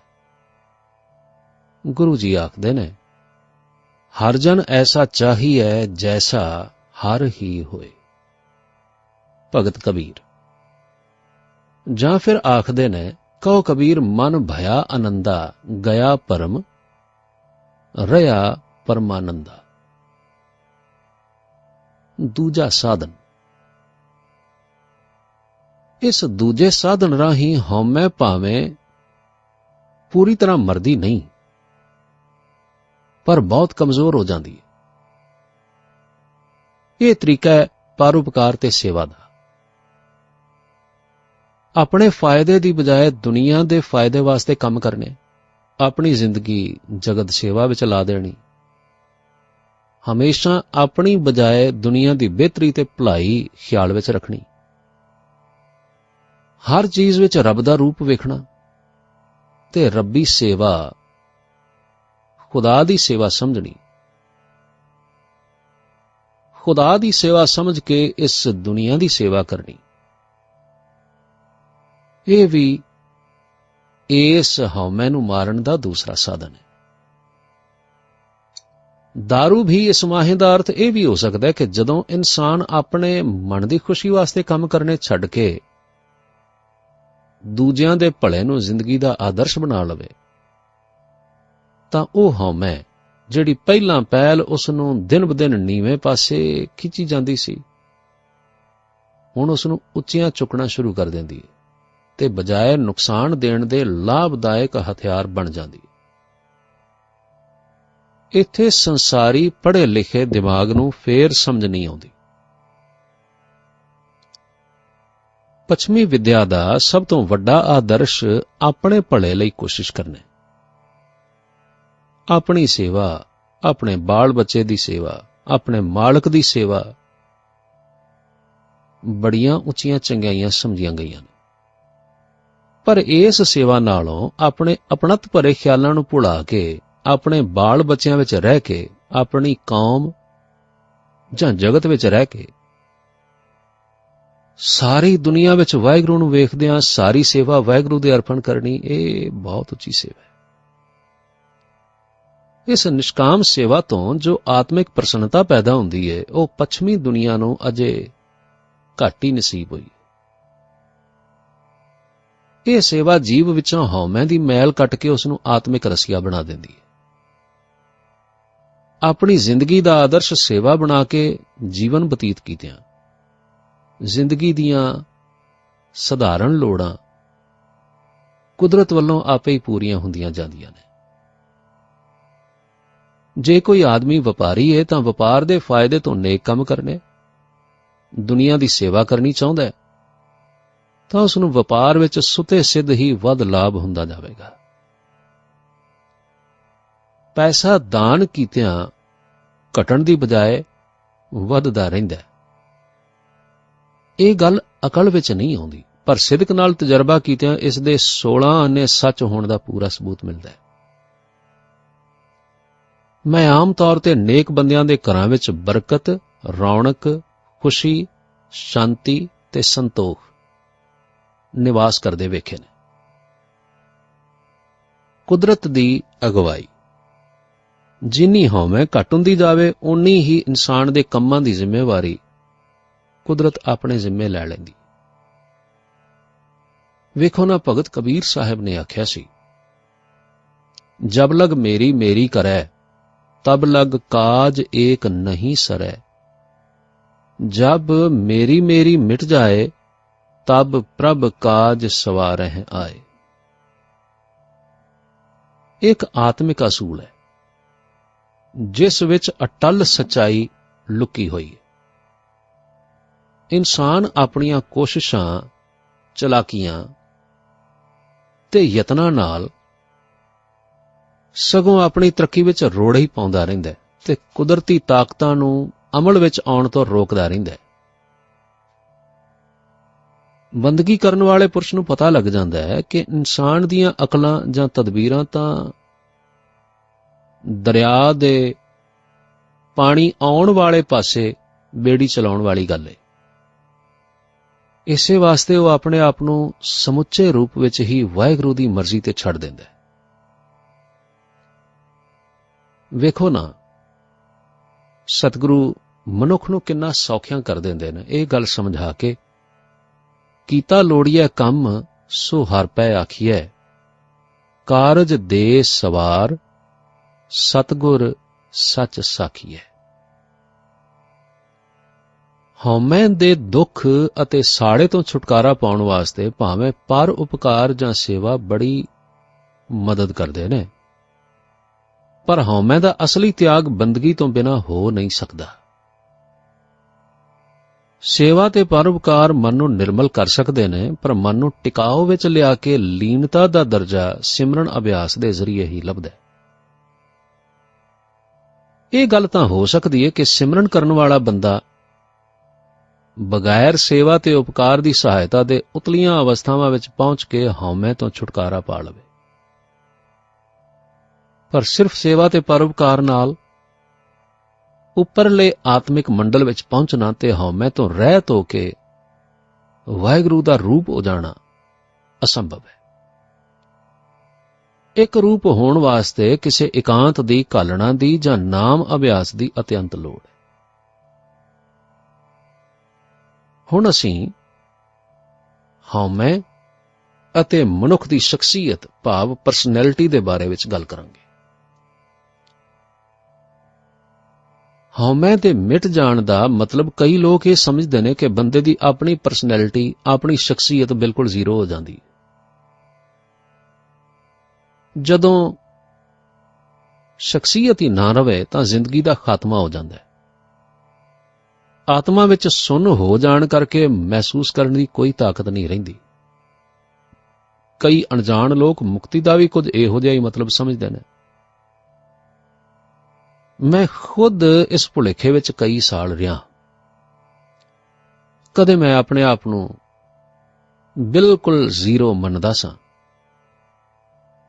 ਇਸ ਦਾ ਅਸਰ ਇਹ ਹੋਇਆ ਕਿ ਮੈਂ ਦਿਨ-ਬ-ਦਿਨ ਕਮਜ਼ੋਰ ਤੇ ਨਿਰਬਲ ਹੁੰਦਾ ਗਿਆ। ਮੇਰਾ ਆਪਣੇ ਖਿਆਲਾਂ ਅਤੇ ਸਰੀਰ ਉੱਤੇ ਕਾਬੂ ਬਿਲਕੁਲ ਘਟ ਗਿਆ। ਮੈਂ ਆਪਣੇ ਆਪ ਨੂੰ ਬੜੀ ਕਮਜ਼ੋਰ ਤੇ ਮਾਮੂਲੀ ਹਸਤੀ ਪ੍ਰਤੀਤ ਕਰਦਾ ਸਾਂ ਤੇ ਹਰ ਤਰ੍ਹਾਂ ਨਾਲ ਬਸ ਜ਼ੀਰੋ ਹੀ ਹੁੰਦਾ ਜਾਂਦਾ ਸਾਂ। ਇੱਥੋਂ ਤੱਕ ਕਿ ਇਸ ਅਵਸਥਾ ਵਿੱਚ ਮੈਨੂੰ ਕਈ ਡਰ ਤੇ ਵਹਿਮ ਐਵੇਂ ਹੀ ਸਤਾਉਣ ਲੱਗ ਪਏ। ਸਿਹਤ ਖਰਾਬ ਹੋ ਗਈ ਤੇ ਦਿਲ ਕਮਜ਼ੋਰ ਹੋ ਗਿਆ। ਅਖੀਰ ਮੈਂ ਹਉਮੈ ਦੇ ਸਹੀ ਅਰਥਾਂ ਨੂੰ ਸਮਝਣ ਵਾਸਤੇ ਬੜੀਆਂ ਪ੍ਰਾਰਥਨਾਵਾਂ ਕੀਤੀਆਂ ਤੇ ਕਈ ਅਭਿਆਸੀ ਮਹਾਤਮਾਵਾਂ ਨੂੰ ਪੁੱਛਣਾ ਤੇ ਇਸ ਬਾਰੇ ਵਿੱਚ ਅੰਗਰੇਜ਼ੀ ਅਤੇ ਪੰਜਾਬੀ ਦੀਆਂ ਅਨੇਕਾਂ ਕਿਤਾਬਾਂ ਪੜ੍ਹਨੀਆਂ ਸ਼ੁਰੂ ਕੀਤੀਆਂ। ਕਿਉਂਕਿ ਮੇਰਾ ਵਾਹਿਗੁਰੂ ਦੀ ਮਦਦ ਉੱਤੇ ਅਟੱਲ ਭਰੋਸਾ ਸੀ, ਇਸ ਲਈ ਮੇਰੇ ਸਾਰੇ ਸ਼ੰਕੇ ਦੂਰ ਹੋ ਗਏ। ਇਸ ਸੰਬੰਧ ਵਿੱਚ ਮੈਨੂੰ ਸਵਰਗਵਾਸੀ ਸਰਦਾਰ ਮਾਨ ਸਿੰਘ ਜੀ, ਜਿਹੜੇ ਕਿ ਜੱਜ ਸਨ, ਉਹਨਾਂ ਦੇ ਰਾਹੀਂ ਭਾਈ ਸਾਹਿਬ ਭਾਈ ਵੀਰ ਸਿੰਘ ਜੀ ਹੋਰਾਂ ਦੇ ਚਰਨਾਂ ਵਿੱਚ ਪਹੁੰਚਣ ਦਾ ਸੁਭਾਗ ਮਿਲਿਆ। ਉਹਨਾਂ ਦੇ ਬਚਨਾਂ ਨੇ ਮੈਨੂੰ ਬਹੁਤ ਫਾਇਦਾ ਪਹੁੰਚਾਇਆ, ਜਿਸ ਕਰਕੇ ਮੈਂ ਉਹਨਾਂ ਦੋਹਾਂ ਗੁਰਮੁਖਾਂ ਦਾ ਬਹੁਤ ਧੰਨਵਾਦੀ ਰਵਾਂਗਾ। ਮੇਰੇ ਖਿਆਲ ਬਦਲਣ ਨਾਲ ਮੇਰੀ ਸਿਹਤ ਬਿਲਕੁਲ ਨਾਰਮਲ ਹੋ ਗਈ ਤੇ ਮੈਂ ਫਿਰ ਆਪਣੀ ਅਸਲੀ ਕੁਦਰਤੀ ਹਾਲਤ ਵਿੱਚ ਜ਼ਿੰਦਗੀ ਬਿਤਾਉਣ ਲੱਗਾ। ਹਉਮੈ ਦੇ ਮਰਨ ਦਾ ਮਤਲਬ ਮਨੁੱਖ ਤੋਂ ਦੇਵਤਾ, ਕਮਜ਼ੋਰ ਤੋਂ ਸ਼ਕਤੀਵਾਨ ਅਤੇ ਛੋਟੇ ਤੋਂ ਮਹਾਨ ਤਾਕਤ ਵਾਲਾ ਅਤੇ ਜੀਵ ਤੋਂ ਵਾਹਿਗੁਰੂ ਦਾ ਰੂਪ ਹੋ ਜਾਣਾ ਹੈ। ਬੰਦਗੀ ਹਉਮੈ ਨੂੰ ਮਾਰ ਦਿੰਦੀ ਹੈ ਅਤੇ ਹਉਮੈ ਦੀ ਥਾਂ ਵਾਹਿਗੁਰੂ ਦੀ ਜੋਤ ਪ੍ਰਕਾਸ਼ ਕਰ ਦਿੰਦੀ ਹੈ, ਜਿਸ ਕਰਕੇ ਆਦਮੀ ਦਾ ਗਵਾਚਦਾ ਕੁਝ ਨਹੀਂ, ਸਿਰਫ ਪੁਰਾਣਾ ਮਾਨਸਿਕ ਦ੍ਰਿਸ਼ਟੀਕੋਣ, ਪੁਰਾਣਾ ਸੁਭਾਅ ਬਦਲ ਜਾਂਦਾ ਹੈ। ਉਹ ਆਪਣੀ ਪੁਰਾਣੀ ਜੰਮਣ ਮਰਨ ਵਾਲੀ ਹਉਮੈ ਦੀ ਤਹਿ ਵਿੱਚ, ਚੇਤਨਤਾ ਵਿੱਚ ਅਕਾਲ, ਅਜੂਨੀ ਅਤੇ ਵਾਹਿਗੁਰੂ ਨੂੰ ਪ੍ਰਤੱਖ ਵੇਖਦਾ ਹੈ।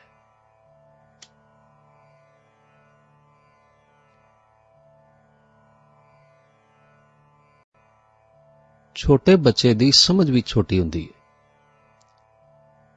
ਉਹ ਆਪਣੇ ਖਿਡੌਣਿਆਂ ਨੂੰ ਹੀ ਆਪਣੀ ਦੁਨੀਆ ਸਮਝਦਾ ਹੈ। ਮਾਮੂਲੀ ਖਿਡੌਣੇ ਟੁੱਟਣ ਤੇ ਰੋਣ ਲੱਗ ਪੈਂਦਾ ਹੈ, ਵਿਰਲਾਪ ਕਰਦਾ ਹੈ। ਪਰ ਜਦੋਂ ਟੁੱਟੇ ਹੋਏ ਖਿਡੌਣੇ ਦੇ ਬਦਲੇ ਉਸ ਨੂੰ ਵੱਧ ਕੀਮਤੀ ਤੇ ਸੋਹਣਾ ਖਿਡੌਣਾ ਮਿਲ ਜਾਏ ਤਾਂ ਉਹ ਖੁਦ ਬਖੁਦ ਪਹਿਲੇ ਖਿਡੌਣੇ ਨੂੰ ਭੁੱਲ ਜਾਂਦਾ ਹੈ ਤੇ ਨਵੇਂ ਖਿਡੌਣੇ ਨਾਲ ਖੇਡਣ ਲੱਗ ਪੈਂਦਾ ਹੈ। ਇਸੇ ਤਰ੍ਹਾਂ ਜਦੋਂ ਮਨੁੱਖ ਨੂੰ ਇਹ ਯਕੀਨ ਹੋ ਜਾਵੇ ਕਿ ਉਸ ਦੀ ਹਉਮੈ ਨੇ ਉਸ ਦੀਆਂ ਅੱਖਾਂ ਸਾਹਮਣੇ ਸਦਾ ਮਿੱਟੀ ਦੇ ਖਿਡੌਣੇ ਹੀ ਰੱਖੇ ਨੇ, ਜੋ ਹਰ ਵੇਲੇ ਟੁੱਟਦੇ ਭੱਜਦੇ ਤੇ ਦੁਖੀ ਕਰਦੇ ਰਹਿੰਦੇ ਨੇ, ਤੇ ਉਸ ਨੂੰ ਇਹ ਵੀ ਪਤਾ ਲੱਗ ਜਾਵੇ ਕਿ ਹਉਮੈ ਦਾ ਤਿਆਗ ਕੀਤਿਆਂ ਦੁਨੀਆ ਦੀਆਂ ਅਟੱਲ ਤੇ ਵੱਡਮੁੱਲੀਆਂ ਦਾਤਾਂ ਉਸ ਨੂੰ ਮਿਲ ਜਾਣਗੀਆਂ, ਤਾਂ ਉਸ ਦੀ ਪੁਰਾਣੀ ਹਉਮੈ ਆਪਣੇ ਆਪ ਮਰ ਜਾਂਦੀ ਹੈ, ਮਿਟ ਜਾਂਦੀ ਹੈ। ਇਹ ਇਨਸਾਨ ਦਾ ਸੁਭਾਅ ਹੈ ਕਿ ਵਧੀਆ ਚੀਜ਼ਾਂ ਮਿਲ ਜਾਣ ਤੇ ਘਟੀਆ ਚੀਜ਼ਾਂ ਨੂੰ ਭੁਲਾ ਦਿੰਦਾ ਹੈ। ਕਿਸੇ ਦੀ ਪੁਰਾਣੀ ਘੜੀ ਡਿੱਗ ਪਵੇ ਤਾਂ ਉਸੇ ਵੇਲੇ ਸੋਨੇ ਦੀ ਘੜੀ ਲੱਭ ਪਵੇ ਤਾਂ ਉਹ ਆਪਣੀ ਪੁਰਾਣੀ ਘੜੀ ਵਾਸਤੇ ਵਿਰਲਾਪ ਨਹੀਂ ਕਰੇਗਾ। ਜਿਵੇਂ ਕਿਸੇ ਬੰਦੇ ਕੋਲੋਂ ਲੱਖ ਰੁਪਏ ਦੀ ਜਾਇਦਾਦ ਲੈ ਕੇ ਉਸ ਨੂੰ 50 ਲੱਖ ਦੀ ਜ਼ਗੀਰ ਮਿਲ ਜਾਏ ਤਾਂ ਉਹਨੂੰ ਪਹਿਲੀ 1 ਲੱਖ ਦੀ ਜਾਇਦਾਦ ਚਿੱਤ-ਚੇਤੇ ਵੀ ਨਹੀਂ ਰਹਿਣੀ। ਜਦੋਂ ਇਨਸਾਨ ਨੂੰ ਪਤਾ ਲੱਗਦਾ ਹੈ ਕਿ ਉਸ ਦੀ ਹਉਮੈ ਨੇ ਉਸ ਨੂੰ ਇੱਕ ਤੰਗ, ਛੋਟੀ ਤੇ ਬੜੀ ਲਿਮਟਿਡ ਜ਼ਿੰਦਗੀ ਦਿੱਤੀ ਸੀ, ਜਿਸ ਵਿੱਚ ਭਟਕਣਾ, ਕਲਪਨਾ, ਪਾਪ, ਥੁੜ, ਬਿਮਾਰੀ, ਬੇਵਫਾਈ, ਵਿਛੋੜਾ ਤੇ ਮੌਤ ਸੀ, ਤੇ ਉਸ ਨੂੰ ਛੱਡ ਕੇ ਇਹੋ ਜਿਹੀ ਜ਼ਿੰਦਗੀ ਦਾ ਗਿਆਨ ਹੋ ਜਾਵੇ ਜਿੱਥੇ ਪੂਰਨਤਾ, ਬੇਫਿਕਰੀ, ਬੇਮੁਥਾਜੀ, ਸਿਹਤ, ਖੁਸ਼ੀ, ਸ਼ਾਂਤੀ, ਆਨੰਦ, ਬੇਪਰਵਾਹੀ ਤੇ ਅਟੱਲ ਜ਼ਿੰਦਗੀ ਹੋਵੇ, ਤਾਂ ਇਨਸਾਨ ਖੁਸ਼ੀ ਨਾਲ ਹਉਮੈ ਵਾਲੀ ਜ਼ਿੰਦਗੀ ਦਾ ਤਿਆਗ ਕਰਕੇ ਇਸ ਨਵੀਂ ਦੁਨੀਆ ਵਿੱਚ ਰਹਿਣਾ ਮਨਜ਼ੂਰ ਕਰ ਲਵੇਗਾ। ਇਨਸਾਨ ਦੀ ਹਉਮੈ ਅਸਲ ਅਰਥਾਂ ਵਿੱਚ ਤਾਂ ਹੀ ਮਰ ਸਕਦੀ ਹੈ ਜੇ ਉਸ ਨੂੰ ਹਉਮੈ ਦੀ ਜ਼ਿੰਦਗੀ ਤੋਂ ਪੂਰੀ ਨਫ਼ਰਤ ਤੇ ਹਉਮੈ ਰਹਿਤ ਜ਼ਿੰਦਗੀ ਨਾਲ ਪੂਰੀ ਤਰ੍ਹਾਂ ਪਿਆਰ ਪੈਦਾ ਹੋ ਜਾਵੇ। ਇਸ ਨੂੰ ਜਿੰਨਾ ਛੇਤੀ ਤੇ ਆਸਾਨੀ ਨਾਲ ਬੰਦਗੀ ਜਾਂ ਨਾਮ ਅਭਿਆਸ ਪੂਰਾ ਕਰ ਸਕਦਾ ਹੈ, ਹੋਰ ਕੋਈ ਜੁਗਤੀ ਕਰ ਨਹੀਂ ਸਕਦੀ। ਅਭਿਆਸੀ ਬੰਦੇ ਨੂੰ ਦੁਨੀਆ ਅਸਲ ਸ਼ਕਲ ਵਿੱਚ ਨਜ਼ਰ ਆ ਜਾਂਦੀ ਹੈ। ਉਸ ਵਿੱਚ ਮਾਇਆ ਦਾ ਪਰਦਾ ਪਾੜ ਕੇ ਅਸਲੀਅਤ ਵੇਖਣ ਵਾਲੀ ਦ੍ਰਿਸ਼ਟੀ ਪੈਦਾ ਹੋ ਜਾਂਦੀ ਹੈ, ਜਿਸ ਨਾਲ ਉਹ ਸੱਚ ਤੇ ਝੂਠ ਦੀ ਪਛਾਣ ਕਰਕੇ ਅਸਲ ਜ਼ਿੰਦਗੀ ਹਾਸਲ ਕਰ ਲੈਂਦਾ ਹੈ ਤੇ ਉਸ ਦਾ ਮਹਾ ਆਨੰਦ ਮਾਣ ਕੇ ਸੱਚ ਨਾਲ ਜੁੜ ਕੇ ਸੱਚ ਦਾ ਰੂਪ ਹੋ ਜਾਂਦਾ ਹੈ। ਤੀਜਾ ਸਾਧਨ। ਹਉਮੈ ਦੇ ਤਿਆਗ ਦਾ ਤੀਜਾ ਸਾਧਨ ਆਪਣੇ ਮਨ ਦੀਆਂ ਇੱਛਾਵਾਂ ਨੂੰ ਰੋਕਣਾ ਤੇ ਕਾਬੂ ਵਿੱਚ ਲਿਆਉਣਾ ਹੈ। ਜੇ ਮਨ ਨੂੰ ਬਿਲਕੁਲ ਖੁੱਲ੍ਹਾ ਛੱਡ ਦਿਓ ਤਾਂ ਇਹ ਬੜੀਆਂ ਭਿਆਨਕ ਹਾਲਤਾਂ ਵਿੱਚ ਫਸਾ ਦਿੰਦਾ ਹੈ ਤੇ ਇਨਸਾਨ ਨੂੰ ਆਪਣਾ ਗੁਲਾਮ ਬਣਾ ਲੈਂਦਾ ਹੈ। ਇਸ ਦੀ ਇੱਕ ਗੱਲ ਮੰਨੋ ਤਾਂ 50 ਗੱਲਾਂ ਹੋਰ ਮਨਾਉਣ ਵਾਸਤੇ ਜ਼ੋਰ ਲਾਉਣਾ ਸ਼ੁਰੂ ਕਰ ਦਿੰਦਾ ਹੈ। ਮਨ ਦੀ ਤ੍ਰਿਸ਼ਨਾ ਵਾਹਿਗੁਰੂ ਨੂੰ ਮਿਲਣ ਤੋਂ ਬਿਨਾਂ ਕਦੇ ਬੁੱਝ ਨਹੀਂ ਸਕਦੀ। ਇਸ ਵਾਸਤੇ ਇਸ ਨੂੰ ਦੁਨਿਆਵੀ ਚੀਜ਼ਾਂ ਨਾਲ ਜਿੰਨਾ ਮਰਜ਼ੀ ਤ੍ਰਿਪਤ ਕਰਨ ਦਾ ਯਤਨ ਕਰੋ, ਓਨਾ ਹੀ ਇਹ ਬੇਸਬਰਾ ਹੁੰਦਾ ਜਾਏਗਾ ਤੇ ਆਪਣੀਆਂ ਇੱਛਾਵਾਂ ਨੂੰ ਹੋਰ ਵਧਾਈ ਜਾਵੇਗਾ। ਸਾਨੂੰ ਇਹ ਚੇਤੇ ਰੱਖਣਾ ਚਾਹੀਦਾ ਹੈ ਕਿ ਮਨ ਦਾ ਸੁਭਾਅ ਹੀ ਅਸੰਤੁਸ਼ਟ ਰਹਿਣਾ ਹੈ, ਭਾਵ ਮਨ ਕਦੇ ਤ੍ਰਿਪਤ ਨਹੀਂ ਹੁੰਦਾ। ਇਸ ਖਿਆਲ ਨਾਲ ਕਿ ਮਨ ਵਿੱਚ ਸਦਾ ਅਸੰਤੁਸ਼ਟ ਰਹਿਣ ਦੀ ਆਦਤ ਬੜੀ ਚੰਗੀ ਹੈ, ਇਸ ਦਾ ਸਭ ਤੋਂ ਵੱਡਾ ਅਵਗੁਣ ਅਖੀਰ ਇਸ ਦੀ ਮੁਕਤੀ ਦਾ ਕਾਰਨ ਬਣ ਜਾਂਦਾ ਹੈ। ਜੇ ਇਸ ਵਿੱਚ ਇਹ ਡਿਸਸੈਟਿਸਫੈਕਸ਼ਨ ਦੀ ਆਦਤ ਨਾ ਹੁੰਦੀ ਤਾਂ ਇਹ ਕਦੇ ਵਾਹਿਗੁਰੂ ਤੱਕ ਨਾ ਪਹੁੰਚ ਸਕਦਾ। ਇਸ ਨੂੰ ਜਿੱਥੇ ਕਿਤੇ ਕੋਈ ਸੁੱਖ ਮਿਲ ਜਾਂਦਾ ਉੱਥੇ ਮਸਤ ਹੋ ਕੇ ਬੈਠਾ ਰਹਿੰਦਾ। ਇਸ ਦੇ ਅਰਥ ਇਹ ਨੇ ਕਿ ਉਸ ਦੀ ਆਤਮਿਕ ਤਰੱਕੀ ਰੁਕੀ ਰਹਿੰਦੀ, ਪਰ ਮਨ ਦਾ ਇਹ ਸੁਭਾਅ ਕਿ ਉਹ ਕਿਸੇ ਚੀਜ਼ ਨਾਲ, ਕਿਸੇ ਸੁੱਖ ਨਾਲ ਸਦਾ ਲਈ ਤ੍ਰਿਪਤ ਨਹੀਂ ਹੁੰਦਾ। ਹਾਂ, ਆਰਜ਼ੀ ਭੁਲੇਖਾ ਜ਼ਰੂਰ ਹੋ ਜਾਂਦਾ ਹੈ, ਪਰ ਉਸ ਦੀ ਹਰੇਕ ਆਰਜ਼ੀ ਭਾਵ ਥੋੜ ਚਿਰੇ ਭੁਲੇਖੇ ਦੇ ਮਗਰੋਂ ਅੱਖ ਖੁੱਲ੍ਹਦੀ ਹੈ ਤਾਂ ਉਹ ਹੋਰ ਵੱਡਾ ਸੁੱਖ ਹਾਸਲ ਕਰਨ ਲਈ ਤੁਰ ਪੈਂਦਾ ਹੈ। ਇਸ ਤਰ੍ਹਾਂ ਉਸ ਦੀ ਆਤਮਿਕ ਤਰੱਕੀ ਦੀ ਰਫ਼ਤਾਰ ਵੀ ਜਾਰੀ ਰਹਿੰਦੀ ਹੈ ਤੇ ਪੱਕੇ ਤੌਰ ਤੇ ਸਿਰਫ ਉਦੋਂ ਖਤਮ ਹੁੰਦੀ ਹੈ ਜਦੋਂ ਪੂਰਨ ਸ਼ਾਂਤੀ ਤੇ ਆਨੰਦ ਦੇ ਸੋਮੇ ਨੂੰ ਲੱਭ ਕੇ ਉਹਦੇ ਵਿੱਚ ਤਾਰੀਆਂ ਲਾਉਂਦਾ ਲਾਉਂਦਾ ਉਸ ਦਾ ਰੂਪ ਹੋ ਜਾਏ। ਜਿਵੇਂ ਸਤਿਗੁਰੂ ਜੀ ਨੇ ਬਾਣੀ ਵਿੱਚ ਆਖਿਆ, सूरज किरण मिले जल का जल हुआ राम, ज्योति ज्योत रली संपूर्ण थी आराम। हुण असीं मन नूं मारन दा मतलब समझांगे। हौमे दे त्याग वास्ते मन उत्ते काबू पाउणा ते जिथों तक हो सके इस दियां अयोग मंगां नूं रोकना ਤੇ ਹਮੇਸ਼ਾ ਇਸ ਨੂੰ ਸਿਮਰਨ ਅਭਿਆਸ ਵਿੱਚ ਲਾਈ ਰੱਖਣਾ ਚਾਹੀਦਾ ਹੈ। ਇੱਕ ਮਹਾਤਮਾ ਰਾਤ ਨੂੰ ਸੌਣ ਵੇਲੇ ਆਪਣੇ ਸਭ ਸਤਸੰਗੀਆਂ ਨੂੰ ਆਖਦੇ ਹੁੰਦੇ ਸਨ, ਭਾਈ ਰਾਤ ਆ ਗਈ ਜੇ, ਮਨ ਨਾਲ ਮੋਰਚਾ ਲਾ ਲਓ। ਖਾਣ ਪੀਣ, ਪਹਿਨਣ, ਹੱਸਣ, ਖੇਡਣ ਵਿੱਚ ਇਸ ਮਨ ਨੂੰ ਬੇਮੁਹਾਰਾ ਨਹੀਂ ਛੱਡਣਾ ਚਾਹੀਦਾ। ਇਸ ਦਾ ਮਤਲਬ ਇਹ ਨਹੀਂ ਕਿ ਮਨ ਦੀਆਂ ਯੋਗ ਲੋੜਾਂ ਵੀ ਬੰਦ ਕਰ ਦੇਣੀਆਂ ਚਾਹੀਦੀਆਂ ਨੇ। ਹਾਂ, ਸਗੋਂ ਮਨ ਨੂੰ ਭੁੱਖਿਆਂ ਰੱਖਣ ਨਾਲ ਇਸ ਦਾ ਅਸਰ ਜਿਹੜਾ ਹੈ ਉਹ ਉਲਟਾ ਵੀ ਹੋ ਸਕਦਾ ਹੈ। ਮਨ ਡਾਵਾਂ ਡੋਲ ਤੇ ਉਦਾਸ ਤੇ ਕਈ ਵਾਰ ਸਗੋਂ ਨੀਚ ਤੇ ਕਮੀਨਾ ਹੋ ਜਾਂਦਾ ਹੈ। ਇਸ ਵਾਸਤੇ ਮਨ ਨੂੰ ਦੁਨਿਆਵੀ ਪਾਸਿਆਂ ਤੋਂ ਰੋਕ ਕੇ ਰੂਹਾਨੀ ਪਾਸੇ ਵੱਲ ਹੌਲੀ-ਹੌਲੀ ਪਾਉਣਾ ਚਾਹੀਦਾ ਹੈ। ਇਸ ਤਰ੍ਹਾਂ ਕਰਨ ਨਾਲ ਆਤਮਿਕ ਜ਼ਿੰਦਗੀ ਦਾ ਸੱਚਾ ਸਵਾਦ ਮਨ ਦੇ ਪਹਿਲੇ ਪੁਰਾਣੇ ਝੂਠੇ ਸਵਾਦਾਂ ਤੇ ਹੌਲੀ-ਹੌਲੀ ਪ੍ਰਭਾਵ ਪਾ ਲੈਂਦਾ ਹੈ। ਭਾਵ ਝੂਠੇ ਸਵਾਦ ਫਿੱਕੇ ਲੱਗਦੇ ਨੇ ਤੇ ਫਿਰ ਵਾਹਿਗੁਰੂ ਦੇ ਨਾਮ ਦਾ ਸਵਾਦ ਆਉਣ ਲੱਗ ਪੈਂਦਾ। ਜਿਵੇਂ ਜਿਵੇਂ ਹਉਮੈ ਘਟਦੀ ਹੈ, ਉਵੇਂ ਉਵੇਂ ਬੰਦੇ ਦੀ ਖੁਸ਼ੀ, ਆਨੰਦ, ਬੇਫਿਕਰੀ ਤੇ ਬੇਮੁਥਾਜੀ ਵੱਧ ਜਾਂਦੀ ਹੈ। ਅਰਸ਼ੀ ਜ਼ਿੰਦਗੀ ਦਾ ਮਹਾ ਆਨੰਦ ਆਉਂਦਾ ਹੈ ਤੇ ਇਨਸਾਨ ਅਰਸ਼ੀ ਜ਼ਿੰਦਗੀ ਦਾ ਹਿੱਸਾ ਬਣਨਾ ਸ਼ੁਰੂ ਕਰ ਦਿੰਦਾ ਹੈ। ਅਖੀਰ ਇੱਕ ਐਸੀ ਅਵਸਥਾ ਆ ਜਾਂਦੀ ਹੈ ਜਿੱਥੇ ਹਉਮੈ ਸਿਰਫ ਓਨੀ ਰਹਿ ਜਾਂਦੀ ਹੈ ਜਿੰਨੀ ਸਰੀਰ ਨੂੰ ਕਾਇਮ ਰੱਖਣ ਵਾਸਤੇ ਜ਼ਰੂਰੀ ਹੋ। ਆਤਮਾ ਅੱਠੇ ਪੈਰ ਪਰਮਾਤਮਾ ਦੇ ਪ੍ਰੇਮ ਵਿੱਚ ਲੀਨ ਰਹਿੰਦੀ ਹੈ। ਇਨਸਾਨ ਹਰ ਵੇਲੇ ਮਸਤ ਤੇ ਇਲਾਹੀ ਰੰਗ ਵਿੱਚ ਰੰਗਿਆ ਰਹਿੰਦਾ ਹੈ। ਇਹ ਮਨ ਦੀ ਫੁਰਨਿਆਂ ਤੇ ਸੰਕਲਪਾਂ ਤੋਂ ਰਹਿਤ ਅਵਸਥਾ ਹੁੰਦੀ ਹੈ, ਜਿਸ ਦੇ ਆਨੰਦ ਦੇ ਮੁਕਾਬਲੇ ਵਿੱਚ ਸ੍ਰਿਸ਼ਟੀ ਦਾ ਰਾਜ ਵੀ ਮਾਮੂਲੀ ਜਾਪਦਾ ਹੈ, ਜਾਂ ਉਸ ਮਿੱਟੀ ਦੇ ਖਿਡੌਣੇ ਵਰਗਾ ਜਾਪਦਾ ਹੈ ਜਿਸ ਦੇ ਬਦਲੇ ਉਸ ਤੋਂ 100 ਗੁਣਾ ਕੀਮਤੀ, ਸੋਹਣਾ ਤੇ ਨਾ ਟੁੱਟਣ ਭੱਜਣ ਵਾਲਾ ਖਿਡੌਣਾ ਮਿਲ ਗਿਆ ਹੋਵੇ। ਇਹ ਮਿਲਾਪ ਦੀ ਆਖਰੀ ਅਵਸਥਾ ਹੈ, ਜਿੱਥੇ ਸਿਰਫ ਮਿਲਾਪ ਦੀ ਖੁਸ਼ੀ ਮਾਣਨ ਜੋਗੀ ਹਉਮੈ ਹੀ ਰਹਿ ਜਾਂਦੀ ਹੈ।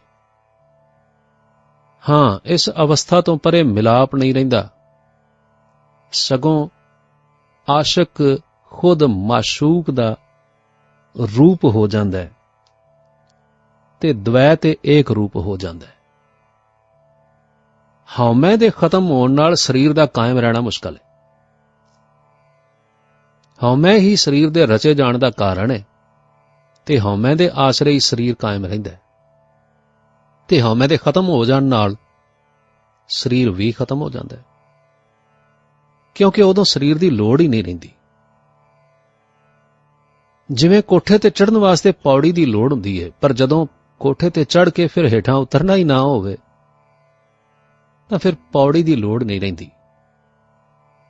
ਜਦੋਂ ਆਤਮਾ ਨੂੰ ਪਰਮਾਤਮਾ ਵਿੱਚ ਲੀਨ ਹੋ ਕੇ ਉੱਥੇ ਰਹਿਣ ਦਾ ਅਭਿਆਸ ਹੋ ਜਾਵੇ ਤੇ ਮੁੜ ਸਰੀਰ ਵਿੱਚ ਆਉਣਾ ਦੁਖਦਾਈ ਤੇ ਫਜ਼ੂਲ ਲੱਗੇ, ਤਾਂ ਫਿਰ ਸਰੀਰ ਦੀ ਅਗਲੇ ਜਨਮ ਦੀ ਕੋਈ ਲੋੜ ਨਹੀਂ ਰਹਿੰਦੀ। ਵੇਖੋ, ਗੁਰੂ ਜੀ ਨੇ ਆਖਿਆ ਸੀ, ਆਵਣ ਜਾਣ ਰਹਿਓ, ਤਪਤ ਕੜਾਹਾ ਬੁਝ ਗਿਆ, ਗੁਰ ਸੀਤਲ ਨਾਮ ਦਿਓ। ਹਉਮੈ ਅਤੇ ਹਉਮੈ ਤੋਂ ਰਹਿਤ ਅਵਸਥਾ ਦੇ ਬਾਰੇ ਵਿੱਚ ਮਿਸਟਰ ਐਡਵਰਡ ਕਾਰਪੈਂਟਰ ਆਪਣੀ ਕਿਤਾਬ ਏ ਵਿਜ਼ਿਟ ਟੂ ਗਿਆਨੀ ਵਿੱਚ ਲਿਖਦੇ ਨੇ ਕਿ ਪੱਛਮੀ ਲੋਕ ਹਉਮੈ ਭਰੀ ਸ਼ਖਸੀਅਤ ਲੱਭਦੇ ਨੇ। ਸੋਹਣੀਆਂ ਵਿਚਾਰਾਂ ਨਾਲ ਭਰਿਆ ਹੋਇਆ ਦਿਮਾਗ, ਰੀਝ ਤੇ ਯਾਦਾਂ, ਉਮੀਦਾਂ ਤੇ ਡਰ, ਪ੍ਰੇਮ ਅਤੇ ਜਿੱਤਾਂ, ਹਉਮੈ ਤੇ ਉਸ ਦੀ ਸ਼ਖਸੀਅਤ, ਸਭ ਸ਼ਕਲਾਂ ਤੇ ਅਰਥਾਂ ਵਿੱਚ ਉਹ ਇਸ ਗੱਲ ਉੱਤੇ ਯਕੀਨ ਕਰਦੇ ਨੇ ਕਿ ਸੰਸਾਰਕ ਚੇਤਨਤਾ ਦੀ ਵੀ ਕੋਈ ਅਵਸਥਾ ਹੈ। ਪੂਰਬ ਦੇ ਰਹਿਣ ਵਾਲੇ ਸੰਸਾਰਕ ਸ਼ਖਸੀਅਤ ਭਾਲਦੇ ਨੇ, ਤੇ ਜਿੱਥੇ ਇਹ ਢੂੰਡ ਸਫਲ ਹੋਵੇ, ਸ਼ਖਸੀ ਆਪਾ ਅਤੇ ਜੀਵਨ ਇੱਕ ਸੁਪਨਾ ਪ੍ਰਤੀਤ ਹੁੰਦਾ ਹੈ ਤੇ ਕੇਵਲ ਅੰਦਰਲੇ ਦੀ ਸ਼ਾਨ ਦੇ ਪਰਛਾਵੇਂ ਭਾਸਦੇ ਨੇ।